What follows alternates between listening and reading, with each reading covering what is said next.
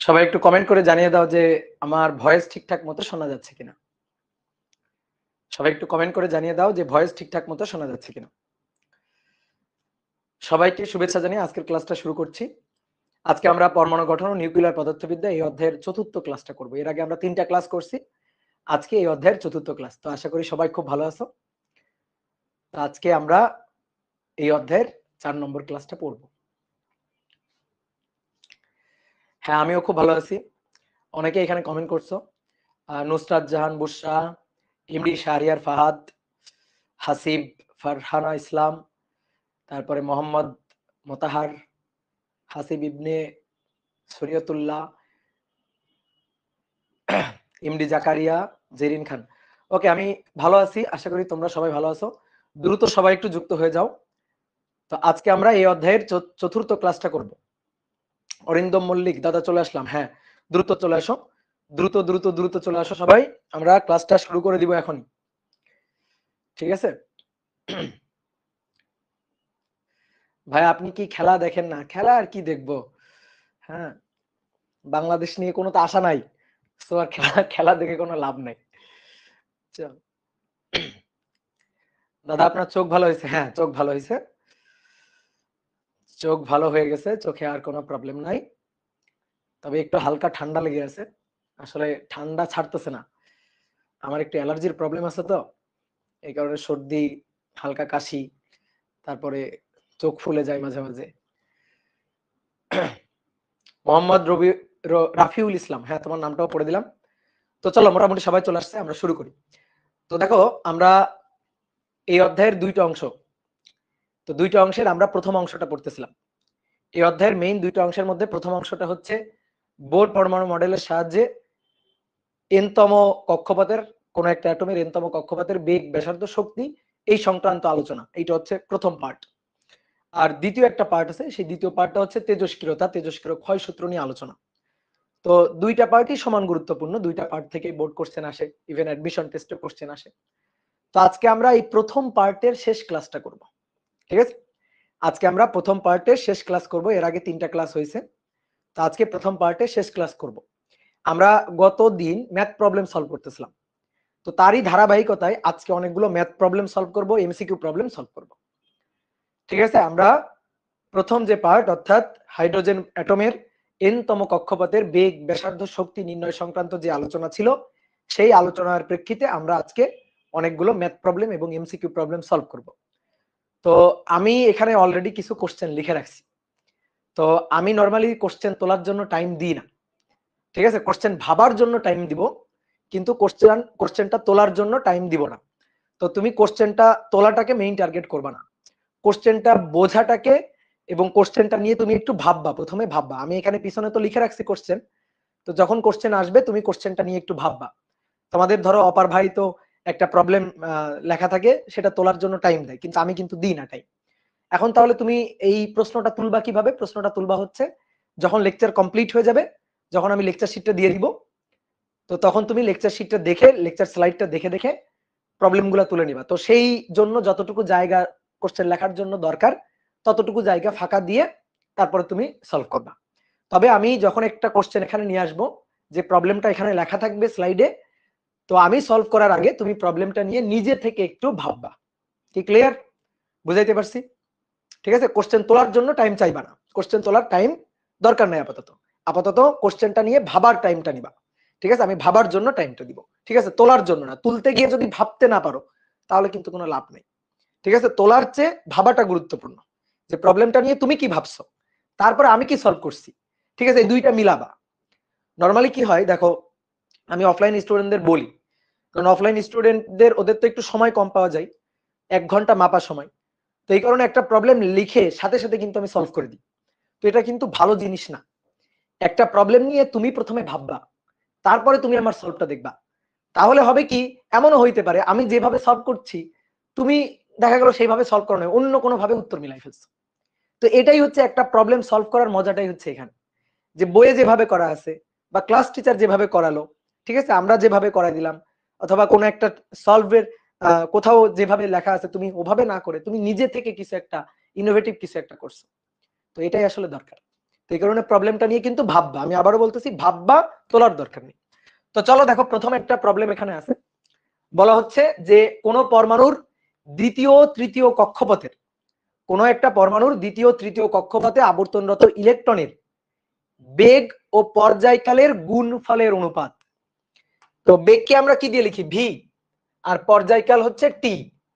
তাহলে কোন একটা পরমাণুর এই যে কক্ষপথে ঘূর্ণনরত ইলেকট্রনের বেগ এবং এর পর্যায়কাল, একবার ঘুরে আসতে যে সময় লাগে, পর্যায়কাল, টাইম পিরিয়ড, ক্যাপিটাল লেটার টি, এদের গুণফলের রেশিওটা চাইছে, এদের গুণফলের অনুপাতটা চাইছে। কোন কোন কক্ষপথের? দ্বিতীয় ও তৃতীয় কক্ষপথের। তাহলে তুমি প্রবলেমটা নিয়ে একটু ভাবো, প্রথমে দেখো তো কি করা যায়, প্রবলেমটা নিয়ে একটু ভাবো। ভাবো একটু, প্রবলেমটা নিয়ে নিজের থেকে ভাবো কি করা যায়। বেগ আর পর্যায়কালের গুণফলের অনুপাত চাওয়া হয়েছে। দেখো আমি তোমাদের যখন থিওরি পড়াই তখন একটা কথা বলছিলাম যে বেগ আর ব্যাসার্ধ এই দুইটা জিনিস যদি জানা যায় তাহলে যে কোনো প্রবলেম তুমি সলভ করতে পারবা, যে কোনো জিনিস তুমি বের করতে পারবা, শুধু বেগ আর ব্যাসার্ধ লাগবে। এবং দেখো বেগ আর ব্যাসার্ধ জেনে আমরা কিন্তু অনেক কিছু বের করছি।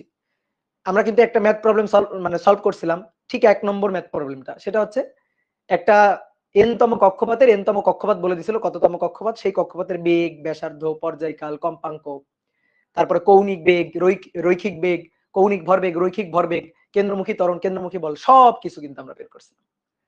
তো ওইখানে কিন্তু টাইম পিরিয়ড ছিল, ওইখানে কিন্তু বেগ ছিল। তো আমাদের এখন বলতেছে বেগ আর টাইম পিরিয়ডের গুণফলের অনুপাতটা। তাহলে তুমি আগে বেগ আর টাইম পিরিয়ডের গুণফলেরটা, এই যে গুণফলটা, এই গুণফলের সূত্রটা আগে তুমি আনবা। তো দেখো তো বেগের সূত্রটা আমরা কি জানি? বেগের সূত্র ভি ইকুয়াল টু, আমরা কি জানি? V equal to z e square divided by 2h epsilon not n. ঠিক আছে, z e square divided by দুইটা মুরগি, মনে আছে? তাহলে দেখো ভি, আমি সবগুলো ধ্রুবককে একটু এই যে বক্সের মধ্যে নিয়ে নিই। জেড ই স্কয়ার, এ দেখো কোনো একটা পরমাণুর মানে জেড ফিক্সড, কোনো একটা পরমাণুর মানে জেড একটা নির্দিষ্ট, তার দ্বিতীয় আর তৃতীয় কক্ষপথ অর্থাৎ n1 2 আর n2 হচ্ছে ধরো 3, মানে দ্বিতীয় আর তৃতীয় কক্ষপথের। তাহলে Z e square 2h epsilon এগুলা সব কনস্ট্যান্ট হলে ভি এর সাথে এন এর সম্পর্ক হচ্ছে ব্যস্তানুপাতিক। ভি এর সাথে এন এর সম্পর্ক, এটা হচ্ছে ভি। এবার আসো টাইম পিরিয়ড হচ্ছে টি, টি ইকুয়াল টু হচ্ছে 2 পাই বাই ওমেগা। এবার omega V equal to omega equal to V by R, তাই না? তাহলে ওমেগা ইকুয়াল টু যদি ভি বার আর হয়, omega equal to V by আর, তাহলে নিচে ভি ডিভাইডেড বাই আর লাভ দিয়ে উপরে উঠে গেল। তাহলে এইবার আসো দেখো, উপরে আর নিচে হচ্ছে ভি, উপরে আর নিচে হচ্ছে ভি। তো দেখি তো আর এর সাথে এন তম কক্ষপথের এন এর সম্পর্কটা কেমন, আর এর সাথে এন এর সম্পর্কটা কেমন? আর ইকুয়াল টু সূত্র কি ছিল? H square epsilon not n square divided by pi m Z e square, মাঝখানে বাদ দিয়ে মুরগি বর্গ, আর নিচে একটু কষ্ট করে মনে রাখতে হবে পাই এম জেড ই স্কয়ার, বা শর্টকাট সূত্র তুমি চাইলে মনে রাখতে পারো, তোমার খুশি, তোমার ইচ্ছা। তাহলে এইখান থেকে আমরা কি বলতে পারি, আর এর সাথে এন এর সম্পর্কটা কেমন? আর এর সাথে এন এর সম্পর্ক হচ্ছে বর্গের সমানুপাতিক, আর বেগের সাথে এন এর সম্পর্ক হচ্ছে শুধু এক ঘাতের ব্যস্তানুপাতিক। তাহলে এবার আসো, তাহলে আমি দেখি তো টি এর সাথে এবার সম্পর্ক বলি, টি। তাহলে টি সমানুপাতিক, দেখো উপরে আর আছে, তো আর এর সাথে এন এর সম্পর্ক হচ্ছে বর্গের সমানুপাতিক, আর নিচে বেগের সাথে এন এর সম্পর্ক হচ্ছে এক ঘাতের ব্যস্তানুপাতিক, তাহলে নিচে হচ্ছে 1 ডিভাইডেড বাই এন। ঠিক আছে, দেখো আমি কিন্তু সমান চিহ্ন দিয়ে লিখি না, সমানুপাতিক দিয়ে লিখছি। আমি চাচ্ছি এন এর সাথে টি এর সম্পর্কটা কেমন হবে। তাহলে এন সুন্দর করে যদি উপরে চলে যায়, তাহলে টি সমানুপাতিক হচ্ছে এন কিউব। তাহলে এবার বেগ আর পর্যায়কালের গুণফল, বেগ আর পর্যায়কাল এদের গুণফল আর কি। তাহলে এদের গুণফল এন এর সাথে কেমন সম্পর্ক? তাহলে বেগের হচ্ছে 1 ডিভাইডেড বাই এন, আর টি সমানুপাতিক হচ্ছে n টু দি পাওয়ার 3। তাহলে n টু দি পাওয়ার 3 বসালাম। এই যে বেগ, দেখো বেগ 1 ডিভাইডেড বাই n, আর T n to the power 3, তাহলে অতএব ভি আর টি এদের গুণফলের সাথে n এর সম্পর্ক হচ্ছে বর্গের সমানুপাতিক। ঠিক আছে, ভি আর টি এর গুণফল তার সাথে n এর সম্পর্ক হচ্ছে বর্গের সমানুপাতিক। আমাদের এইটুকুই জাস্ট লাগতো। ঠিক আছে, এইটুকুই জাস্ট লাগতো, এইটুকু জানলেই প্রবলেম সলভ। এইটুকু যদি জানা যায় তাহলে প্রবলেম সলভ। কি ক্লিয়ার? তাহলে আমি আরেকবার একটু বলি, ব্যাসার্ধের সাথে এন এর সম্পর্কটা দেখব, বেগের সাথে এন এর সম্পর্কটা দেখব। পর্যায়কাল T equal to 2 pi divided by omega, omega equal to V by আর, তাহলে আর উপরে ভি নিচে। তাহলে এবার আর এর জায়গায় এন এর সাথে যার সম্পর্ক সেটা বসাই দিব, বেগের জায়গায় এন এর সাথে তার যে সম্পর্কটা বসাবো, তাহলে টি এর সাথে এন এর সম্পর্কটা পাবো। এবার ভি আর টি এর গুণফল বলছে, ওকে, তাহলে ভি আর টি এর গুণফল, তাহলে ভি এর জায়গায় সমানুপাতিক দিয়ে 1 ডিভাইডেড বাই এন বসাবো, টি এর জায়গায় ওই যে একটু আগে বের করে নিয়ে আসলাম এন কিউব বসাবো, তাহলে এন স্কয়ার হলো। তাহলে ভি আর টি এর গুণফল হচ্ছে এন এর সাথে তার বর্গের এন স্কয়ারের সমানুপাতিক, এন এর বর্গের সমানুপাতিক। তো এইবার আসো, কোন একটা পরমাণুর কততম কক্ষপথ বলছে? দ্বিতীয় আর তৃতীয় কক্ষপথ বলছে। দ্বিতীয় আর তৃতীয় কক্ষপথে বেগ আর পর্যায়কালের গুণফলের অনুপাত। তাহলে গুণফলের অনুপাত, এই অনুপাতটা কি হবে বলো? এই যে অনুপাতটা, এই অনুপাতটা কি হবে? গুণফলের অনুপাতটা কি হবে? অনুপাতটা হবে এই যে এন স্কয়ার এর সমানুপাতিক। তাহলে উপরে দ্বিতীয় কক্ষপথ, তাহলে উপরে 2 স্কয়ার আর নিচে হচ্ছে 3 এর স্কয়ার, মানে n1 স্কয়ার। ঠিক আছে, এই যে এভাবে লেখা যায় n1 square divided by n2 square, তাহলে 2 স্কয়ার বাই 3 স্কয়ার, তাহলে 2 গুণ 2 4 আর 3 গুণ 3 9, তাহলে 4:9। তাহলে অ্যান্সার হচ্ছে 4:9। শেষ। ঠিক আছে, ভিটি সমানুপাতিক এন স্কয়ার, এটা বের করে নিতে হবে। আর তুমি যদি বলো ভাই আমি এটা মুখস্থ রাখবো, এটা তুমি কত জিনিস মুখস্থ রাখবা? ঠিক আছে, এগুলা কিচ্ছু মুখস্থ রাখতে হবে না। বেগের সূত্রটা মুখস্থ রাখো, ব্যাসার্ধের সূত্রটা মুখস্থ রাখো, দুনিয়ার সবকিছু তুমি হিসাব নিকাশ করে নিতে পারবা। কি ক্লিয়ার?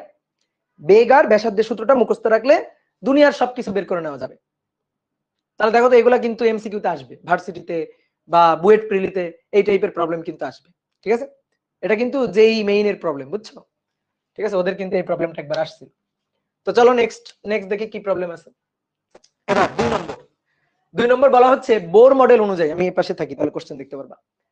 বোর মডেল অনুযায়ী হাইড্রোজেন পরমাণুর প্রথম কক্ষপথের ইলেকট্রনের ঘূর্ণনে, প্রথম কক্ষপথের অর্থাৎ এন এর মান 1, প্রথম কক্ষপথের ইলেকট্রনের ঘূর্ণনে তড়িৎ প্রবাহ এবং চৌম্বক ভ্রামক বের করতে বলছে। দেখো এটা কিন্তু খুবই আনকমন একটা কোশ্চেন, তড়িৎ প্রবাহ আবার কোত্থেকে আসবে? আচ্ছা, তড়িৎ প্রবাহ আই এটা বের করতে বলছে, আর চৌম্বক ভ্রামক বড় হাতের এম এটা বের করতে বলছে।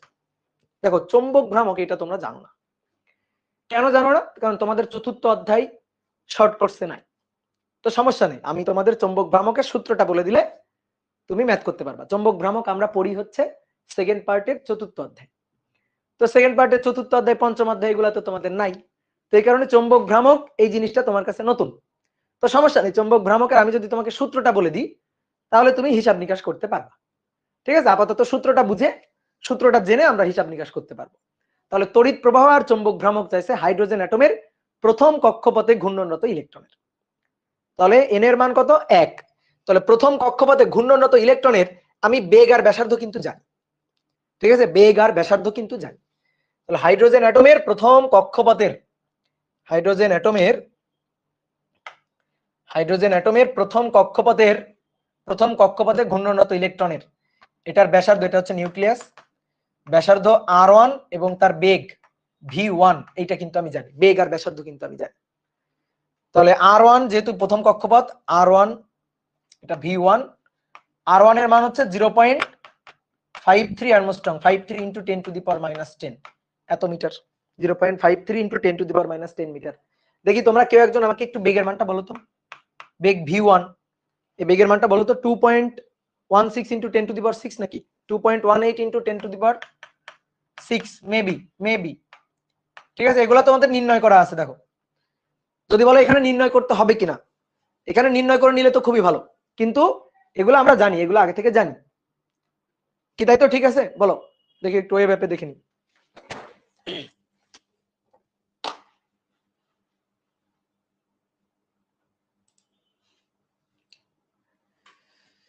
হ্যাঁ ঠিক আছে, গুড। তাহলে এবার আসো, তড়িৎ প্রবাহ চাইছে। তো শোনো এবার, তড়িৎ প্রবাহ I equal to Q divided by T. তড়িৎ প্রবাহের ডেফিনেশন কি? তড়িৎ প্রবাহের ডেফিনেশন হচ্ছে পার ইউনিট টাইমে কি পরিমাণ চার্জ প্রবাহিত হচ্ছে, প্রবাহিত charge divided by per unit time. প্রবাহিত চার্জ যাচ্ছে কি পরিমাণ, নিচে পার ইউনিট টাইম, ঠিক আছে, একক সময়ে প্রবাহিত চার্জ। তো এটা একটা ইলেকট্রন, তো এটা একটা ইলেকট্রন, ইলেকট্রন তো নেগেটিভ চার্জ, এবং ইলেকট্রনের চার্জের মান 1.6 ইন্টু 10⁻⁻19 কুলম্ব। তাহলে এই চার্জ এভাবে ঘুরতেছে। তো এই যে কক্ষপথে হাইড্রোজেন অ্যাটমের প্রথম কক্ষপথে, যে কক্ষপথের ব্যাসার্ধ 0.53 অ্যাংস্ট্রম, এই কক্ষপথেই চার্জটা তো ঘুরতেছে, চার্জ ইলেকট্রন। তাহলে এই চার্জটা একবার ঘুরে আসতে যে সময় লাগে সেই সময়টা হচ্ছে পর্যায়কাল, ক্যাপিটাল লেটার টি। তো আমরা পর্যায়কালটা কিন্তু বের করতে পারবো। তাহলে তুমি দেখো তো, আমি যদি কোনো একটা প্রস্থচ্ছেদ এখানে চিন্তা করি, ধরো এইখানে এই যে ঘূর্ণন পথে এইখানে মনে করো একটা প্রস্থচ্ছেদ আমি চিন্তা করলাম, এটা একটা প্রস্থচ্ছেদ, ঠিক আছে, আমি একটু বড় করে দেখাই, প্রস্থচ্ছেদটাকে একটু জুম করে দেখাই। তাহলে এই হচ্ছে একটা প্রস্থচ্ছেদ, দেখো এই একটা প্রস্থচ্ছেদ। এই প্রস্থচ্ছেদের মধ্য দিয়ে ই পরিমাণ চার্জ, কিউ ইকুয়াল টু ই, ইলেকট্রনের চার্জের সমান চার্জ, ই পরিমাণ চার্জ টি সময়ে প্রবাহিত হচ্ছে। একবার ঘুরে আসতে যে সময় লাগবে সেটা হচ্ছে ক্যাপিটাল লেটার টি, পর্যায়কাল। তাহলে পর্যায়কাল টি সময়ে এই প্রস্থচ্ছেদের মধ্য দিয়ে প্রবাহিত চার্জ হচ্ছে ই, কিউ ইকুয়াল টু ই। তাহলে একক সময়ে প্রবাহিত চার্জ কত? একক সময়ে প্রবাহিত চার্জ কত, সেটাই তো তড়িৎ প্রবাহ। তাহলে এটা e divided by capital letter T হয়ে গেল। কারেন্ট, এটাই কারেন্ট, অ্যাসোসিয়েটেড কারেন্ট হচ্ছে এইটা। কি ক্লিয়ার?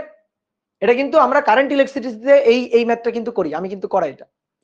তাহলে কিউ পরিমাণ চার্জ এই প্রথম কক্ষপথের এই বৃত্তাকার পথে ঘুরতেছে। তো একবার ঘুরে আসতে সময় ক্যাপিটাল লেটার টি, তাহলে টি সময়ে ই ইকুয়াল টু কিউ পরিমাণ চার্জ আছে, বা কিউ ইকুয়াল টু ই পরিমাণ চার্জ প্রবাহিত হচ্ছে। তো একক সময় কি পরিমাণ চার্জ, তাহলে একক সময়ে ই ডিভাইডেড বাই টি। এবার টি তো পর্যায়কালে, ই এর মান তো তুমি জানো। তো এখন টি পর্যায়কাল একটু আগে আমি তোমাকে বের করে দেখাইছি যে টি পর্যায়কাল 2π/ω।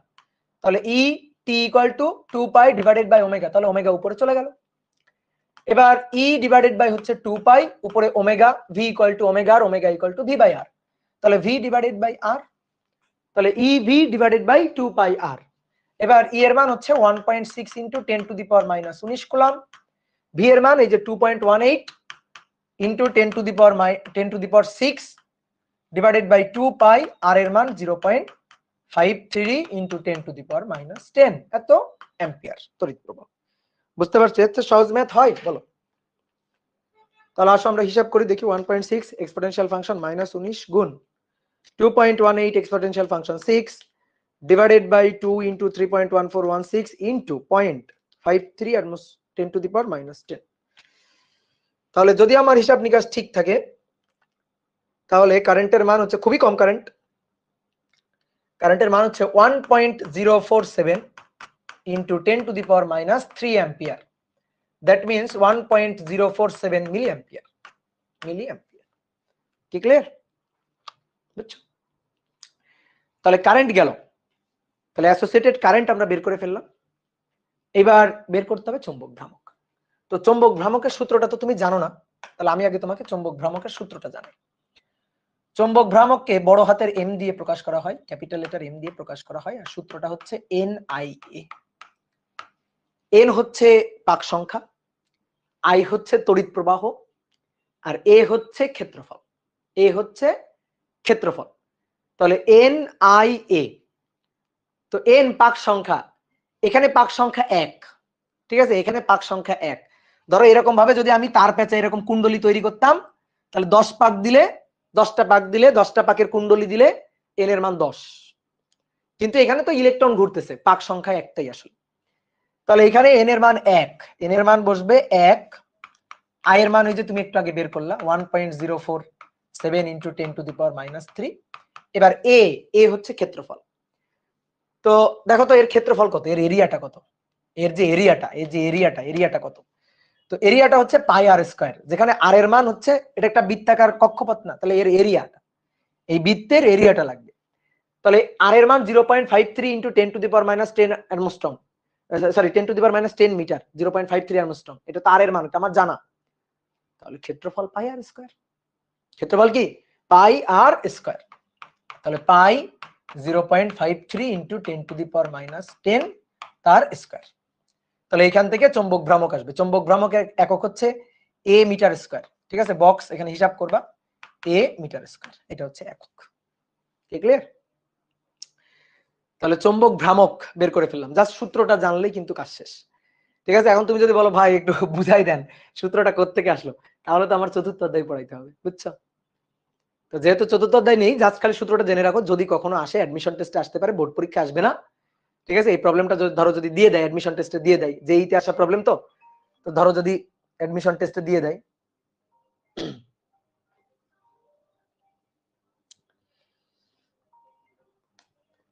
তাহলে সূত্রটা জানা থাকলেই হবে। কি ক্লিয়ার? তাহলে পারবা? ঠিক আছে, নেক্সট আসো, বলো এবার এই গ্রাফটা বলো, সঠিক অ্যান্সার কি হবে? রেডিয়াস, রেডিয়াস ভার্সেস জেড এর গ্রাফ, জেড মানে পারমাণবিক সংখ্যা, পারমাণবিক সংখ্যা, অ্যাটমিক নাম্বার। তাহলে কি বলা হচ্ছে দেখো, radius r n of electron in nth orbit versus atomic number z graph is. সহজ কথা, আর ভার্সেস জেড এর গ্রাফ, আর ভার্সেস জেড এর গ্রাফ, কোন একটা অ্যাটমের জন্য আর ভার্সেস জেড এর গ্রাফ কি হবে? তো n তম কক্ষপথের ব্যাসার্ধ, এই কারণে আর এন। তাহলে ব্যাসার্ধ এবং পারমাণবিক সংখ্যা জেড, এটার গ্রাফটা কি হবে? তো এখানে দেখো কতগুলা গ্রাফ আছে, তাহলে আসো আর ভার্সেস জেড এর গ্রাফ।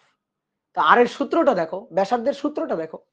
ঠিক আছে, কেউ বলতেছে সি, কেউ বলতেছে এ, দুইজন দুই রকম অ্যান্সার দিচ্ছে। আবু রায়হান বলছে এ, তারপরে একজন বলছে বি, বি বলছে অনেকে, দুইজন বলছে বি, মোহাম্মদ মোতাহের বলছে বি, তারপরে ডি বলছে, মানে কোনোটাই বাকি রাখা নাই কেউ। রকি কুমার কুন্ডু বলছে এ। সূত্র দেখবা, শোনো সূত্রটা দেখবা, সূত্র দেখলে কাজ শেষ। আর এন এটা equal to h square epsilon not n square divided by pi m z square. তাহলে এখানে বাকি সবাই ধ্রুবক, আমার সম্পর্ক হচ্ছে জেড এর সাথে। তাহলে আর এন জেড এর সাথে সম্পর্ক হচ্ছে ব্যস্তানুপাতিক। সম্পর্ক কেমন? ব্যস্তানুপাতিক। জেড এর সাথে সম্পর্ক কেমন? ব্যস্তানুপাতিক। তাহলে ব্যস্তানুপাতিক সম্পর্ক নির্দেশ করতেছে কোনটা? এটা সমানুপাতিক, না এটা হবে না। এটা উপরের দিকে উঠে গেছে, না এটা হবে না। ব্যস্তানুপাতিক, তাহলে কোনটা? ডি। দেখো এই যে আর এন এর সাথে জেড এর সম্পর্কটা দেখো ব্যস্তানুপাতিক। তাহলে যারা বলছো এ তারা ভুল, যারা বলছো সি তারাও ভুল। তাহলে ডি ব্যস্তানুপাতিক, আর এন আর জেড একটা একটার সাথে কেমন সম্পর্ক? ব্যস্তানুপাতিক সম্পর্ক। কি বুঝছো? বুঝছো না বুঝো নাই? ব্যস্তানুপাতিক হলেও এই ব্যস্তানুপাতিক না, এটা সরল রেখা না। তুমি বলো তো y সমান সমান ধ্রুবক কে 1 divided by x, that means x y equal to constant কে। তোমাদের আমি আদর্শ গ্যাস ও গ্যাসের গতিতত্ত্ব চ্যাপ্টারটা পড়াইছি, তাহলে গ্রাফ সম্পর্কে একটা প্রপার আইডিয়া তোমাদের থাকা উচিত। তো x y equal to constant কে, এটা সরল রেখা। এটা কি সরল রেখা? এটা তো বক্ররেখা, এটা তো আয়তাকার অধিবৃত্ত, এটা আয়তাকার অধিবৃত্ত, অধিবৃত্তের গ্রাফ হবে। ডেসমস অ্যাপে আঁকবা, ডেসমস অ্যাপে আঁকবা x y equal to constant. দেখো তো এটা তো আর এন যেটা ওয়াই আর জেড যেটা এক্স, তাহলে আর এন জেড এদের গুণফলটা constant, x y equal to constant. তাহলে x y equal to constant, এটা কি ডি হবে? এটা কি সরল রেখা? তাহলে ডি হবে না। যারা ভাবতেছো ব্যস্তানুপাতিক, এটা সরল রেখার মতো ব্যস্তানুপাতিক না। কখন হইতো ডি? কখন হইতো যদি এরকম হইতো y equal to minus m x plus c, যে ঢাল নেগেটিভ একটা সরল রেখা যদি হইতো তাহলে তখন এইটা হইতো, কিন্তু এটা তো না, এটা এখানে হবে না। তো তাহলে x y equal to constant, এটা আয়তাকার অধিবৃত্তের গ্রাফ হবে, বি নম্বর হবে। আয়তাকার অধিবৃত্তের ব্যস্তানুপাতিক, কিন্তু সরল রেখার মতো ব্যস্তানুপাতিক না, বক্ররেখার মতো ব্যস্তানুপাতিক। তারপরেও যদি মনে করো যে কারো বুঝতে হয়, তাহলে তোমাদের ওই যে বলছি ফোনের যে একটা অ্যাপ আছে ডেসমস অ্যাপ, সেই ডেসমস অ্যাপে বসাই দিবা, বসাই দিলে হয়ে যাবে, বুঝছো? বা এখানে ধরো আমি একটু দেখাই, ফাংশন একে দেখাই। দেখো ওয়াই ইকুয়াল টু সামথিং ধ্রুবক ধরো, ধ্রুবক ধরো 2 divided by x, 2 divided by x, ঠিক আছে, 2 বাই এক্স আর কি। তাহলে এর গ্রাফটা দেখছো? এই যে দেখো, ভালো করে দেখো গ্রাফটা দেখো, এই যে আয়তাকার অধিবৃত্তের গ্রাফ, এই যে এরকম একটা আর এরকম একটা। তো এইটা আমরা কেন আঁকি নাই? কারণ ব্যাসার্ধ নেগেটিভ বা জেড নেগেটিভ হইতে পারে না, এই কারণে এই পোরশনটা নাই, শুধু ওই পোরশনটা আছে। তাহলে গ্রাফ সম্পর্কে একটা প্রপার ভালো আইডিয়া থাকা লাগবে কিন্তু, বুঝছো? তাহলে অ্যানসারটা হচ্ছে বি। এও না, সিও না, ডিও না, অ্যানসার হচ্ছে বি। ঠিক আছে, অনেকে বলছো বি, রোহান বলছে বি। কি ক্লিয়ার? তাহলে যারা এটা পারছো তারা এবার এটা করবা। নাও, এটা হচ্ছে বেগ ভার্সেস এন এর গ্রাফ। ঠিক আছে, বেগ তোমার এখানে কি লেখা আছে পড়তে হবে না, এটা হচ্ছে বেগ vn, n তম কক্ষপথের বেগ, এটা ভার্সেস n, n এর গ্রাফ। n হচ্ছে এই যে কততম কক্ষপথ, মুখ্য কোয়ান্টাম নাম্বার n, তার গ্রাফ। ঠিক আছে, কি ক্লিয়ার? তাহলে বলো এবার এটার মধ্যে কোনটা সঠিক গ্রাফ হবে? এখানে বেগ এবং n সমানুপাতিক, এখানে ব্যস্তানুপাতিক এবং বক্ররেখার মতো ব্যস্তানুপাতিক, এখানে আবার সমানুপাতিক বক্ররেখার মতো সমানুপাতিক, এখানে আবার ব্যস্তানুপাতিক কিন্তু সরল রেখার মতো ব্যস্তানুপাতিক। তাহলে এবার কেউ কেউ বলছে সি, কেউ কেউ বলছে ডি, কেউ কেউ বলছে এ। বুঝে বলা লাগবে, তোমাদের ধরে আমি মাইক দিব। ঠিক আছে, সবাই ঠিকঠাক অ্যান্সার বলবা, ভুল অ্যান্সার কেন বলবা? দেখো বেগ vn এটা সমান সমান ze² divided by 2h epsilon not n। আন্দাজে ঢিল ছুড়বা না, দেখে বলবা। এবার বেগের সাথে n এর সম্পর্ক, তাহলে এগুলা সব কনস্ট্যান্ট, ধ্রুবক। তাহলে n এর সাথে বেগের সাথে n এর সম্পর্ক হচ্ছে এই যে এটা, n এর সম্পর্ক ব্যস্তানুপাতিক, তো আগের মতোই। ঠিক আছে, ব্যস্তানুপাতিক সম্পর্ক, কিন্তু ব্যস্তানুপাতিক কেমন ব্যস্তানুপাতিক? অবশ্যই বক্ররেখার মতো হয়ে ব্যস্তানুপাতিক, সরল রেখা না। তাহলে কোনটা হবে? হবে সি, হবে সি, আগেরটার মতোই। ঠিক আছে, আগেরটার মতোই। এই যে vn এটাকে যদি আমি বলি y, এটা সমান সমান ধ্রুবক কে 1 ডিভাইডেড বাই n, n কে আমি তাহলে বলবো x। তাহলে x y equal to constant. এটা আয়তাকার অধিবৃত্তের গ্রাফ, যে আয়তাকার অধিবৃত্তের গ্রাফ দেখতে এরকম এরকম। তাহলে যেহেতু এই পোরশনটা হবে না, কারণ বেগ ঋণাত্মক হতে পারে না বা n ঋণাত্মক হতে পারে না, যেহেতু এই পোরশনটুকু হবে না, তাহলে এই পোরশনটুকু হবে। এবার দেখো এই গ্রাফের সাথে এখানে যেটা মিলে যাবে সেটাই হচ্ছে ওকে, ডান। নেক্সট আসো, দেখো একটা এমসিকিউ প্রবলেম দেওয়া আছে, বলা হচ্ছে হাইড্রোজেনের ভূমি স্তরের ইলেকট্রনের, এটা সহজ, হাইড্রোজেনের ভূমি স্তরের ইলেকট্রনের বেগ ও শূন্য মাধ্যমে আলোর বেগের অনুপাত কত? ঠিক আছে, এটা তোমাদের মানে বইয়েও ডাইরেক্ট ইনফরমেশন দেওয়া আছে যে হাইড্রোজেনের অ্যাটমের ভূমি স্তরের বেগ, হাইড্রোজেন অ্যাটমের ভূমি স্তরের বেগ এবং শূন্য মাধ্যমে আলোর বেগের রেশিও কত? শূন্য মাধ্যমে আলোর বেগের রেশিও। তো শূন্য মাধ্যমে আলোর বেগের রেশিও আমরা কি জানি? 3 × 10⁸ মিটার পার সেকেন্ড। আমরা শূন্য মাধ্যমে আলোর বেগের রেশিও জানি, শূন্য মাধ্যমে আলোর বেগের রেশিও সি নট দিয়ে লিখলাম 3 × 10⁸ মিটার পার সেকেন্ড। আর হাইড্রোজেন অ্যাটমের প্রথম কক্ষপথের বেগ v1 বললাম, তো এটা তো আমরা জানি 2.18 × 10⁶ এত মিটার পার সেকেন্ড। যেহেতু এই মানগুলো আমাদের বের করা আছে, যদি মানগুলো বের করা না থাকতো, আমরা যদি মানগুলো না জানতাম, তাহলে হয়তো বের করতাম। হাইড্রোজেন অ্যাটমের প্রথম কক্ষপথের বেগ আমার জানা নেই, তাহলে আমি হিসাব করে নিতাম, কিন্তু এগুলো তো জানা আছে, তো বহুতবার হিসাব করছি, তাই না? আবার কি হিসাব করে দেখানোর দরকার আছে? যদি মনে করো যে দেখানোর দরকার হয়, তাহলে প্রিভিয়াস ক্লাস করতে হবে, কিন্তু বহুতবার হিসাব করে দেখানো হয়েছে কিভাবে 2.18 × 10⁶ আসলো। তাহলে এবার কি করবা? তোমার হাতে একটা ক্যালকুলেটর আছে, সুন্দর করে ভাগ দিয়ে দিবা। তো প্রথমে কি বলছে? হাইড্রোজেন অ্যাটমের প্রথম কক্ষপথের ইলেকট্রনের বেগ আর শূন্য মাধ্যমে আলোর বেগ, তার মানে এইটা ডিভাইডেড বাই এইটা। তাহলে 2.18 এক্সপোনেনশিয়াল ফাংশন 6 ডিভাইডেড বাই হচ্ছে 3 এক্সপোনেনশিয়াল ফাংশন 8। ঠিক আছে, তাহলে আমার এখানে আসছে হচ্ছে নরমাল মেথডে নিই 8 2, তাহলে আসছে 0.0072। অ্যান্সার আসছে v1 ডিভাইডেড বাই co, এটা অ্যান্সার আসছে 0.00726 এরপরে 666 আছে। তাহলে দেখি এবার কোনটা আসে, 1/2 না, এটা হলো না। তাহলে 2 ডিভাইডেড বাই 137, 2 ডিভাইডেড বাই 137 না, এটাও হয়নি। তারপরে 1 ডিভাইডেড বাই 237 নিচেরটা, এই 1 ডিভাইডেড বাই 237 দেখি এটা, যে না, এটাও হয়নি। তাহলে দেখি 1 ডিভাইডেড বাই 137, 1 ডিভাইডেড বাই 137 0.0002, হ্যাঁ এটা মিলে গেছে, এটা মিলে গেছে। তাহলে অ্যান্সার হচ্ছে এটা সি। ঠিক আছে, অ্যান্সার হচ্ছে এটা সি, সি হবে। আনারুল ইসলাম রোহান বলছে C C C C C, হ্যাঁ সি। এবার আসো পড়ো, এটা পড়ো, এটা পড়ে সলভ করবা, উত্তর বলবা তোমরা, এটার আমি সলভ বলবো না।